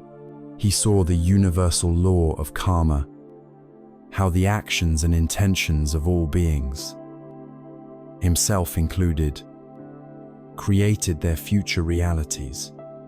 Finally, as the morning star rose in the sky, he turned this powerful awareness to the deepest defilements of his own mind, the cankers of sensual desire, the desire for existence and ignorance, and he saw through them completely. He saw the Four Noble Truths with absolute, final clarity. In that moment of seeing, he was liberated, the distorted glasses shattered forever. That moment of perfect seeing was his enlightenment. It was the birth of the Buddha. This is the transformative power of right view. It is not merely an intellectual shift, it is a fundamental release. When you see, with unshakable certainty, that fire is hot, you no longer need to make an effort to avoid touching it. Your hand withdraws naturally and effortlessly. In the same way, when you see, with the full power of a concentrated mind, that clinging to the impermanent is the cause of your suffering, the mind begins to let go on its own. The struggle ceases. When you see that there is no solid, separate self to defend, the immense energy you once poured into protecting your ego, the energy of pride, jealousy, fear, and anger is naturally freed. It has nowhere to land. The root of suffering has been cut, not by force, but by the liberating light of wisdom. Right view is the beginning and the end of the path. It is the North Star that guides our every step, ensuring our effort is right effort, and our speech is right speech. And it is the final fruit, the wisdom that sets us free. It is the great turning point in our human journey. The shift from a life lived in the confusing twilight of ignorance to a life lived in the bright, clear, and liberating daylight of truth. With this new vision, this profound understanding of how things work, we can now turn back to the world, not as confused victims of circumstance, but as wise and compassionate participants, ready to skillfully engage with the challenges and joys of our daily lives. We have arrived at the summit of the path and beheld a new and extraordinary landscape through the lens of right view, sharpened by a concentrated mind. We have seen the fundamental nature of reality. We have understood, in our very bones, the truth of impermanence, the selfless nature of our being, and the universal law of cause and effect that governs our suffering and our freedom. This wisdom is profound, liberating, and vast, but it can also feel distant. A question naturally and rightly arises: what good is this lofty view from the mountaintop when I am back down in the valley, navigating the messy, painful, and confusing terrain of everyday life? How does this cosmic understanding help me on a Tuesday afternoon when my boss criticizes my work, or in the dead of night when a wave of anxiety grips my heart, or in the face of the deep, aching grief of losing someone I love. This is where the path demonstrates its truest value. The ultimate purpose of attaining wisdom is not to retreat into an ivory tower of abstract knowledge, but to bring that wisdom down into the valley, to use it as a compassionate and practical guide for navigating the very real pains of the human heart. This is the practice of applied wisdom. It is the art of befriending our own demons. For most of our lives, our relationship with difficult emotions, with our anger, fear, grief, and jealousy has been one of warfare. When these feelings arise, we treat them as enemies to be vanquished. We try to suppress them, pushing them down into the darkness. We try to distract ourselves, frantically seeking out entertainment or busy work to avoid the discomfort, or we try to numb them with food, alcohol, or 1,000 other palliatives. This is an exhausting and ultimately futile war. In fighting a part of our own experience, we are at war with ourselves. And in this war, there are no winners. The path of wisdom offers a radically different approach, one that requires immense courage but promises profound healing. Instead of fighting, we learn to befriend. Instead of running away, we learn to turn towards. We learn to meet our pain with the same tools we have been cultivating all along mindfulness: investigation and compassion. This can be understood as a simple, four-step process. Let us imagine a wave of strong anxiety suddenly arises. The first step is the pause and acknowledgement. The moment you feel the familiar tightening, the rush of adrenaline, the first impulse is to react, to get lost in the story. Oh no, here it comes again. I can't handle this. What's wrong with me? The practice is to interrupt this chain reaction with a gentle pause. You simply stop and recognize what is happening without judgment. You can label it softly in your mind. This is anxiety, or fear is present right now. This simple act creates a crucial sliver of space. You are no longer the anxiety. You are the awareness that is noticing the anxiety. You have just stepped out of the turbulent water and onto the riverbank. The second step is to drop into the body. Our thinking mind loves to feed on difficult emotions, spinning catastrophic stories that amplify the pain. To short-circuit this, we gently but firmly shift our attention from the story of the anxiety to the raw, physical sensation of it. Where is this feeling living in your body? Guide your awareness inward with a spirit of gentle curiosity. Is it a fluttering in your stomach, a tightness in your throat, a coldness in your hands, a buzzing energy in your chest? Don't analyze it. Don't judge it. Just feel it. Explore its texture, its temperature, its vibration. By grounding the experience in the body, you strip the emotion of its narrative power. The terrifying, abstract concept of my anxiety becomes a manageable, tangible reality. There is a sensation of tightness here, in my chest.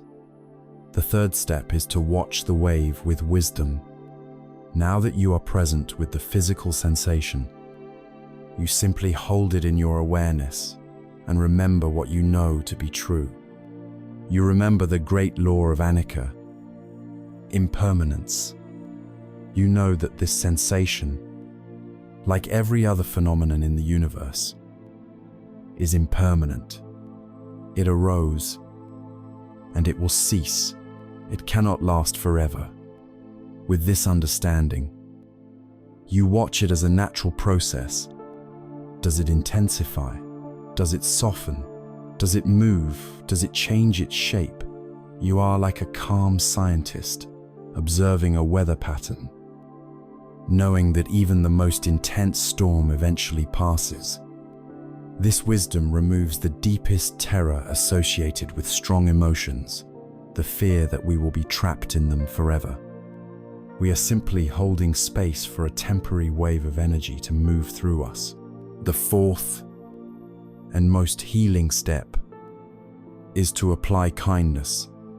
As you are holding this difficult sensation in your awareness, you now consciously bring compassion, karuna, to the experience. You recognize that this hurts. This is a moment of suffering, and the part of you that is feeling this deserves kindness, not judgment. You can place a hand on your heart or on the part of your body where the feeling is strongest, offering a gesture of warmth and comfort. You can whisper kind phrases to yourself internally. It's okay. I'm here with you.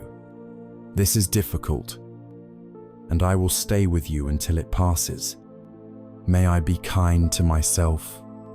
You are becoming your own best friend, your own compassionate caregiver. You are holding your own pain with the same tenderness you would offer to a frightened child.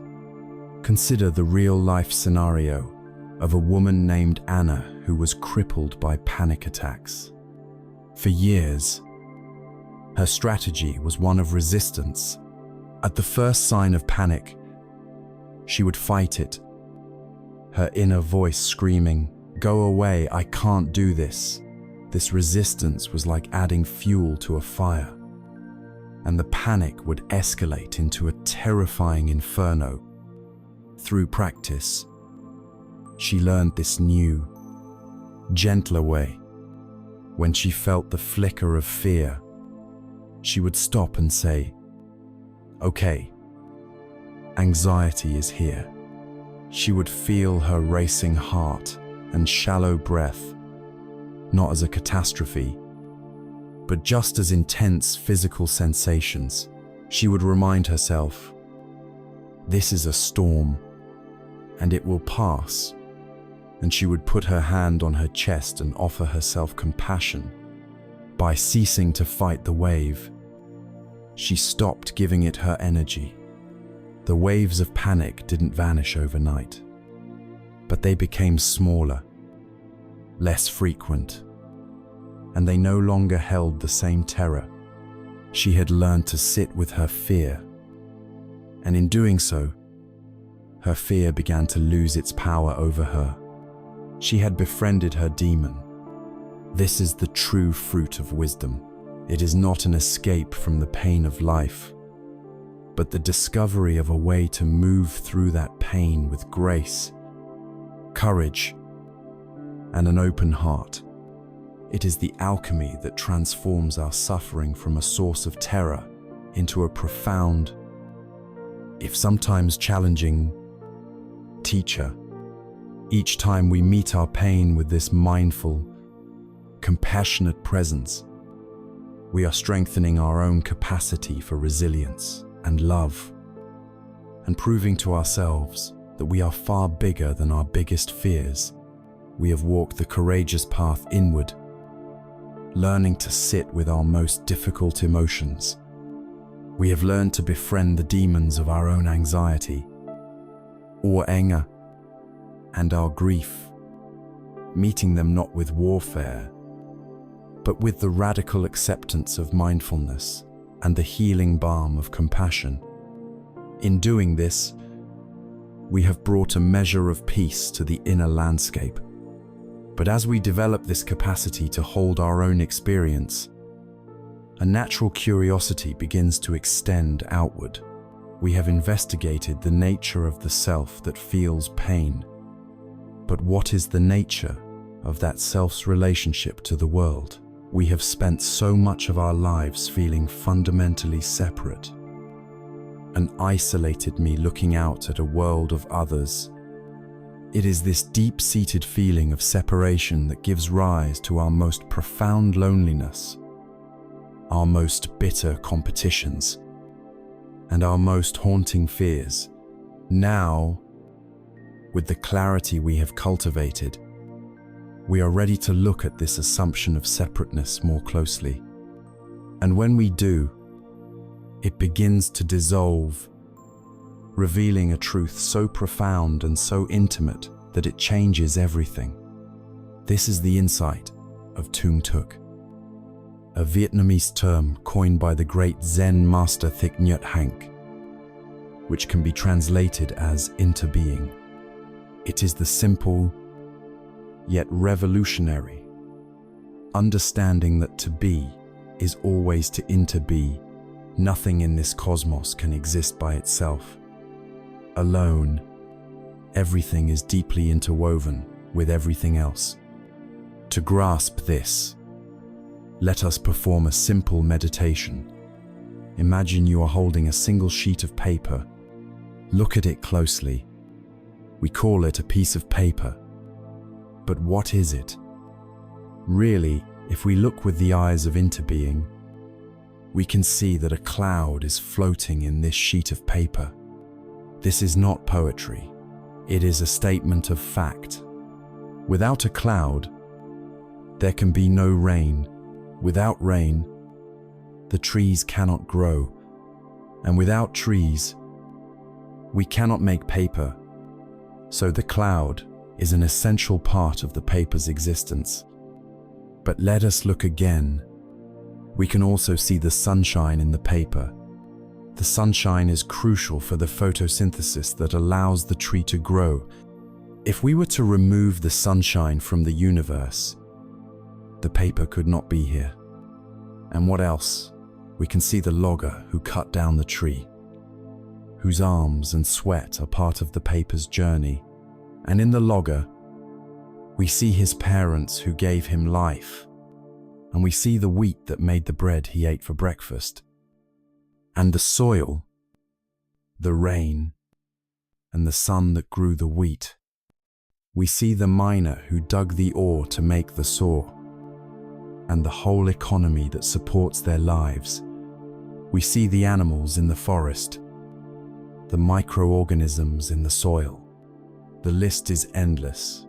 If we were to return any one of these elements to its source, if we returned the sunshine to the sun, the cloud to the sky, the logger to his parents, this sheet of paper could not exist.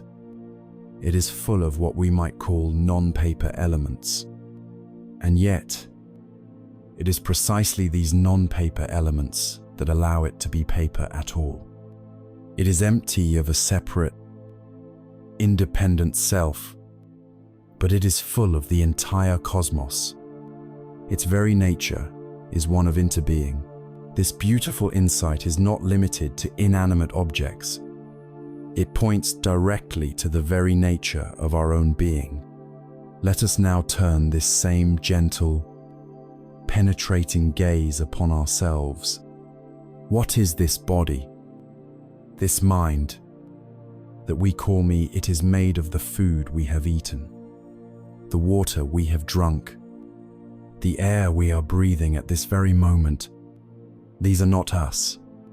They are elements borrowed from the earth, the sky, and the sun.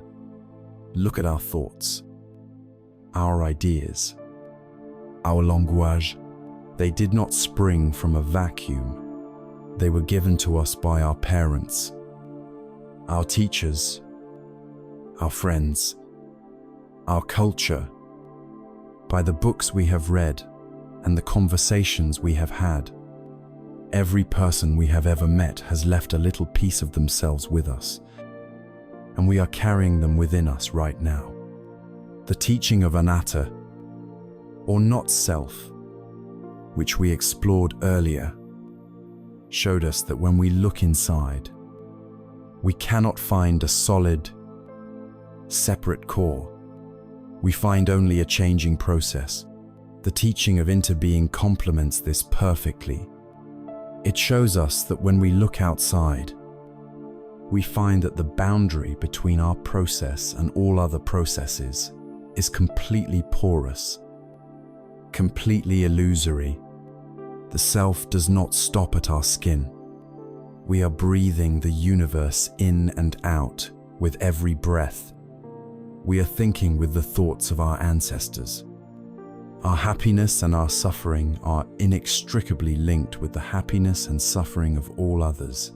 To truly feel this in our heart is to be transformed. The painful illusion of loneliness begins to evaporate because we realize that true separation is impossible.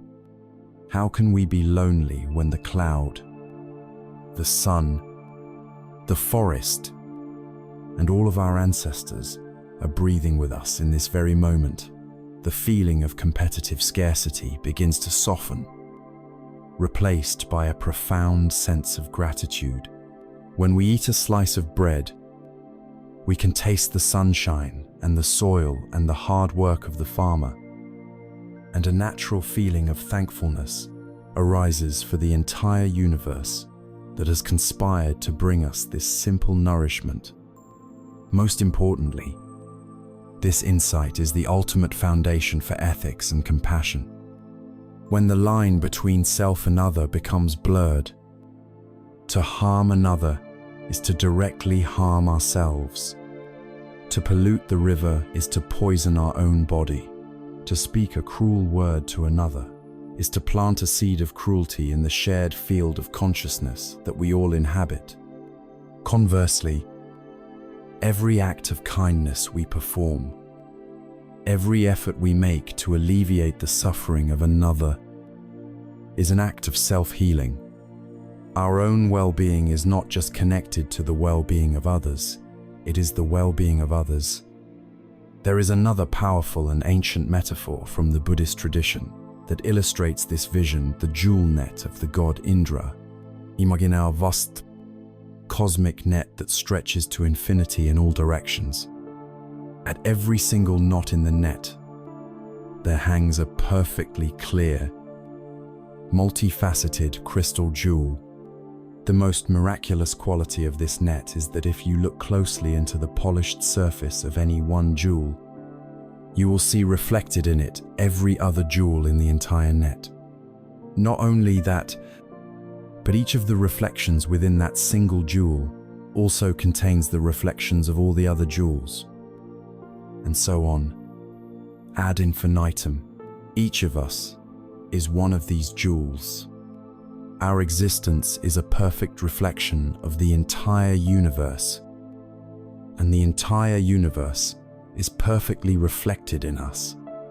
The Buddha is in you. The person you find most difficult is in you. The suffering of the world and the joy of the world are both reflected in your own heart. When we live with this understanding, our life ceases to be a small, isolated, biographical story.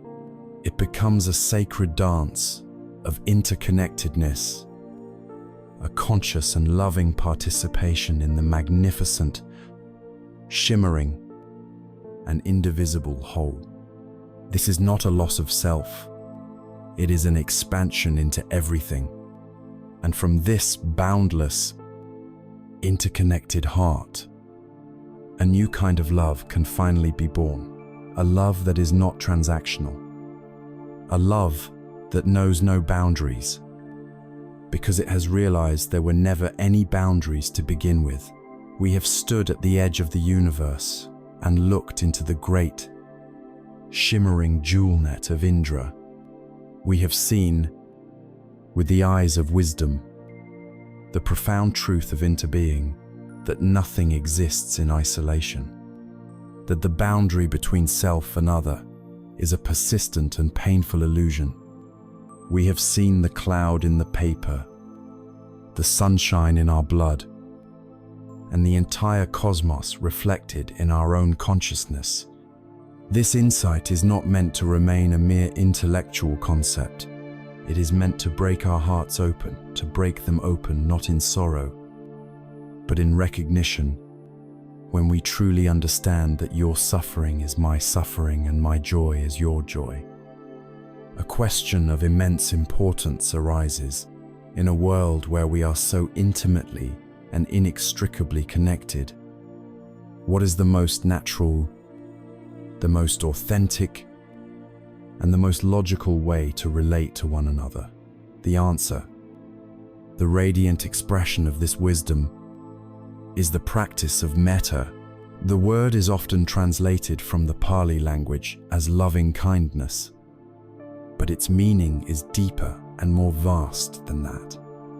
This is not the conditional, transactional love of romance and poetry, which so often depends on what another person can do for us or how they make us feel. Metta is an unconditional, boundless goodwill. It is a steady, benevolent, and powerful warmth that we can extend to all beings, without exception and without demand. It is the sincere and heartfelt wish, may you be happy and well. It is the sun, which does not choose which flowers to shine upon.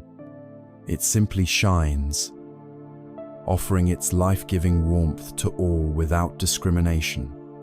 Metta is not a passive sentiment.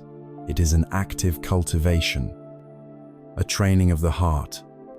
The primary method for this training is a meditation practice known as metta bhavana, or the development of loving kindness. It is a systematic and gentle process of awakening the heart's natural capacity for boundless love. The practice unfolds in a sequence of 5 stages, like the slow opening of a flower. The first and most essential stage is to offer metta to ourselves. For many of us, this is the most difficult step. We are so conditioned to be self-critical, to see our own flaws, that offering ourselves genuine kindness can feel awkward or even selfish. But we must understand that we cannot offer the world a gift we do not ourselves possess. We cannot pour from an empty vessel. And so, we begin by quietly and gently turning our attention inward. We can place a hand on our heart as a gesture of friendship and silently repeat phrases of goodwill. May I be safe. May I be happy. May I be healthy. May I live with ease.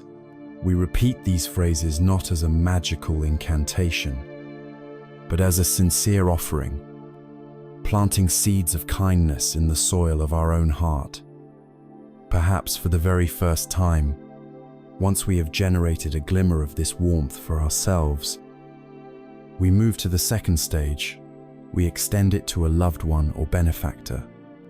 We bring to mind a dear friend, a mentor, a family member, someone for whom our heart feels a natural gratitude and affection.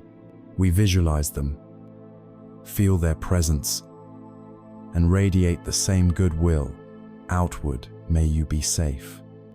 May you be happy. May you be healthy. May you live with ease.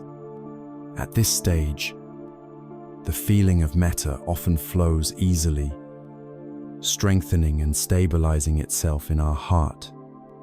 In the third stage, we stretch the muscle of the heart by extending metta to a neutral person. We choose someone we see in our daily life but for whom we have no strong feelings, positive or negative. It could be the cashier at the grocery store, the person who delivers our mail, or a colleague in another department. By offering the same heartfelt wishes to this person, may you be safe. May you be happy. We teach our heart that love does not depend on personal history or transactional benefit. It can be a free and unconditional gift. The fourth stage is the most challenging and In many ways, the most transformative. We learn to offer metta to a difficult person. We bring to mind someone with whom we have conflict, someone who has hurt us, or whose actions we find frustrating or offensive. This is a profound practice. It is absolutely not about condoning their harmful actions or forcing ourselves to like them. It is about recognizing that this person, too, is a suffering human being. Their harmful actions almost certainly spring from their own pain, ignorance, and confusion. They, too, in their own way, are simply seeking happiness. And so, for the sake of our own liberation from the prison of resentment, we practice offering them the wish. May you be happy. May you be free from your suffering. This is the alchemy that transforms the poison of anger in our own heart into the nectar of compassion. It is the radical act of refusing to let another person's negativity take root and live inside of us. Having stretched the heart to encompass even the difficult person, we arrive at the final stage. We allow our metta to become boundless, radiating it outward in all directions. We extend it to all beings. Without exception, we think of people in our city, our country, and across the world. We think of animals, birds, insects, all living creatures. We send our loving kindness to beings, seen and unseen, near and far. May all beings everywhere be safe. May all beings everywhere be happy. May all beings everywhere be healthy. May all beings everywhere live with ease. In this moment, our heart transcends all boundaries of self, nation, and even species. It becomes one with the benevolent, life-affirming energy of the universe itself. Let me share a story of this practice in action. A man named David worked in a highly competitive office. He had a colleague, Mark, who was relentlessly critical and seemed to take pleasure in undermining him. Every interaction with Mark left David feeling angry and drained. His mind was a constant loop of replaying past conversations and rehearsing future arguments. He decided to try the practice of metta. Each day, he would sit, and when he came to the difficult person stage, he would bring Mark to mind. At first, it was almost impossible. His mind rebelled, but he persisted. Every day, for just a few minutes, he would silently repeat, "Mark, may you be happy." He began to wonder about Mark's life, about the pressures he might be under, about the insecurity that might be fueling his competitive drive. Slowly, almost imperceptibly, something began to shift. The change didn't happen in Mark. It happened in David. The tight knot of anger in his own chest began to loosen. He no longer saw Mark as a monster, but as a complicated and likely unhappy human being. The next time Mark made a condescending remark in a meeting, David didn't feel the familiar surge of reactive anger. He felt a flicker of something else, pity, perhaps, or a kind of sad understanding. He was able to respond calmly, without taking the bait. This calm, non-reactive presence completely changed their dynamic. Mark, no longer able to get a rise out of him, gradually softened his approach. The workplace didn't turn into a paradise, but the toxic energy between them dissipated. David, through the power of metta, had healed the relationship from the inside out, liberating himself from the daily torment of his own hatred. This is the power we all hold. Metta is the force that melts fear, dissolves anger, and reveals our profound connection to all of life. It is the living, breathing expression of the wisdom of interbeing. It is the ultimate purpose of our practice to become a source of radiant, unconditional warmth in a world so often cold with fear. A beacon of boundless friendship in a world divided by imaginary lines. We have come to the end of a long and winding path. We began in the shadowed valley of our own discontent, acknowledging the universal reality of our suffering. We learnt to see its cause in our own clinging mind and glimpsed the possibility of its cessation.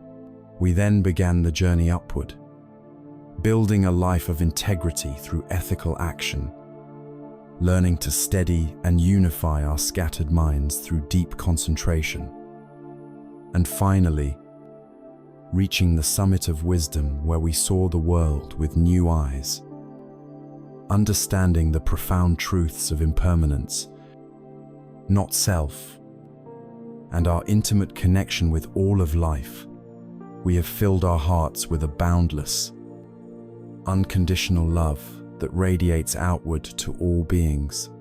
It has been a journey of transformation, of practice, of becoming, and now, at what seems like the very peak of the mountain, the path takes its final, most surprising turn. It turns us around to face ourselves, and it asks us to reconsider the entire nature of the journey. We have been proceeding with the subtle assumption that we are flawed beings, striving to become something better. We have believed that peace, wisdom, and enlightenment are distant qualities that we must acquire, precious treasures that we must gain from outside ourselves. The final and most liberating truth of the path is this: the treasure we have been seeking has been with us from the very beginning. The entire path has not been a process of construction, of building something new. It has been a process of discovery, of uncovering what has always been present within each of us, beneath the layers of conditioning, beneath the clouds of fear, ignorance, and craving. There lies a fundamental nature that is already whole, already complete, and already pure. This is sometimes called our Buddha nature, our innate capacity for awakening. It is the luminous, knowing quality of consciousness itself, which is never stained by the greed, hatred, or delusion that may temporarily obscure it. Just as the clear, open sky is never truly stained by the dark clouds that pass through it. You do not need to become a Buddha. The work is simply to realize that you have been one all along, living in forgetfulness of your true nature. There is a beautiful and poignant parable in the Lotus Sutra that illustrates this perfectly. A very poor man went to visit an old friend who was immensely wealthy and compassionate. The two friends drank wine and spoke of old times, and the poor man, weary from his travels, eventually fell into a deep sleep. The wealthy friend was suddenly called away on an urgent journey. Before leaving, he looked upon his sleeping friend with great pity, wanting to free him from his poverty, but not wanting to wake him and make a grand show of charity.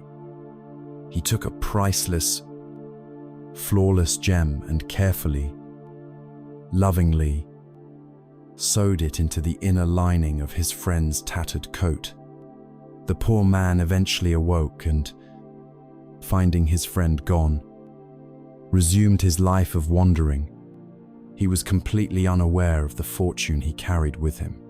For years and years, he drifted from town to town, struggling for every meal, sleeping in shelters, enduring hardship and deprivation, all the while believing himself to be the most destitute of men.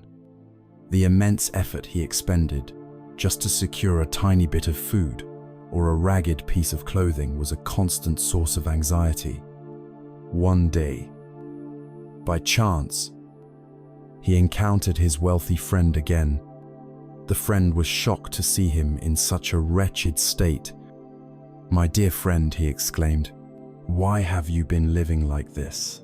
You have suffered so much for so long, all those years ago. I gave you a priceless jewel, capable of satisfying every need. I sewed it into your coat. Look for it." The bewildered man reached inside his tattered coat, and there, in the worn lining, his fingers found the hidden stitching. He tore it open, and the magnificent gem fell into his palm, blazing with a brilliant light. In that single, stunning moment, his identity was shattered. He was not a poor beggar. He had been a wealthy man all along, merely living in ignorance of his own treasure. We are all this man. We wander through our lives, feeling lacking, incomplete, and impoverished. We struggle so hard for little scraps of happiness from the external world, a promotion, a new possession, a moment of praise, believing these things will finally make us whole. The tattered coat is our body and mind. With all its conditioned habits and patterns, the priceless gem is our own Buddha nature, our inherent, radiant capacity for perfect wisdom, peace, and love. The compassionate friend is the voice of the Dharma, the teachings that continuously whisper to us. Look within, the treasure is already there. The entire path, the ethics, the meditation, the wisdom is nothing more than the process of discovering this hidden stitch and having the courage to tear it open. It is the journey of remembering who we truly are. When this realization dawns, our whole orientation to life changes. Peace is no longer a distant destination we are striving to reach. Peace is recognized as our fundamental nature.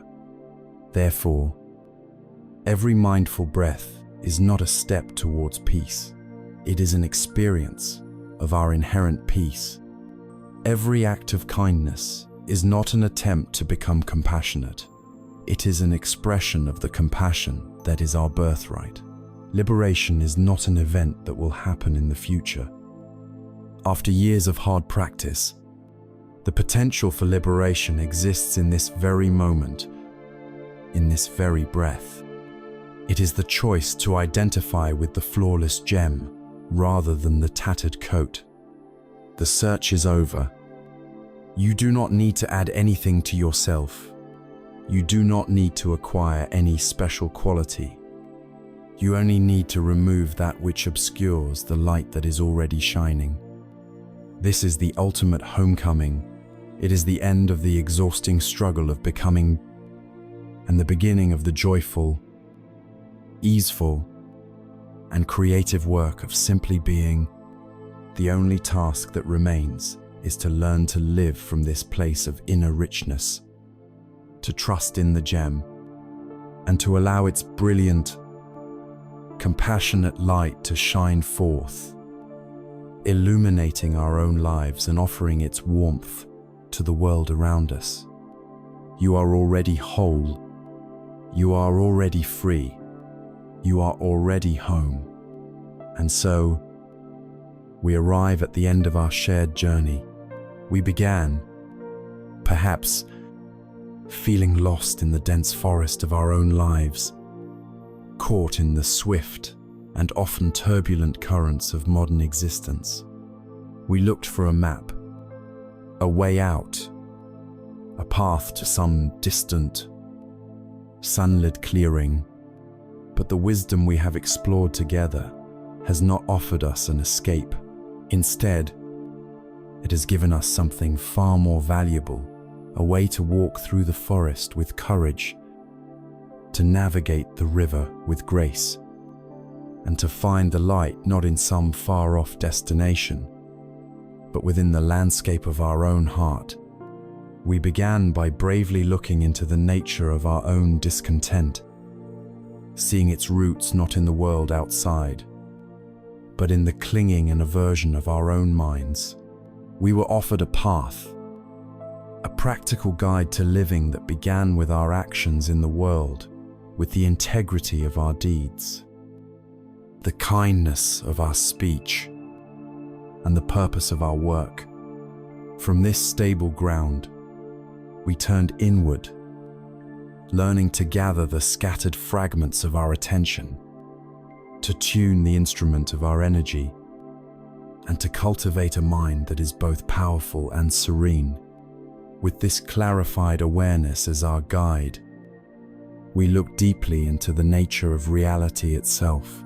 We saw through the illusions of permanence and separation, realizing our profound connection to all of life.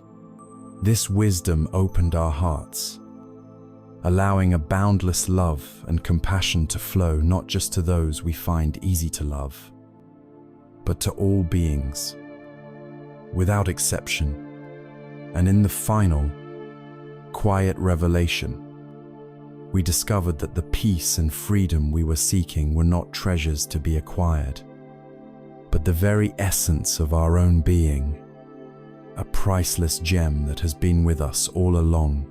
Let this, then, be the core message you carry with you. Peace is not the absence of storms. Life will always present challenges, losses, and uncertainties. Peace is the discovery of a calm, unshakable center within the heart of the storm. It is the ability to be with the wind and the rain, with the joy and the sorrow, from a place of spacious, non-reactive awareness. This peace is not a future reward for our efforts. It is a present moment capacity, accessible to you right now, in the simple, humble reality of this very breath. The path does not end here with these words. It begins now, in your life. The teachings are not concepts to be collected, but tools to be used, to be lived, to be embodied. You have everything you need. You have your breath as an anchor. You have your awareness as a guide. You have your heart as a source of limitless compassion. Trust in the wisdom you have uncovered. Trust in the gem that shines within you. The entire journey, in all its depth and beauty, begins and ends with the choice to be present, to be kind, and to be awake. For this one precious moment, the path is here. The time is now.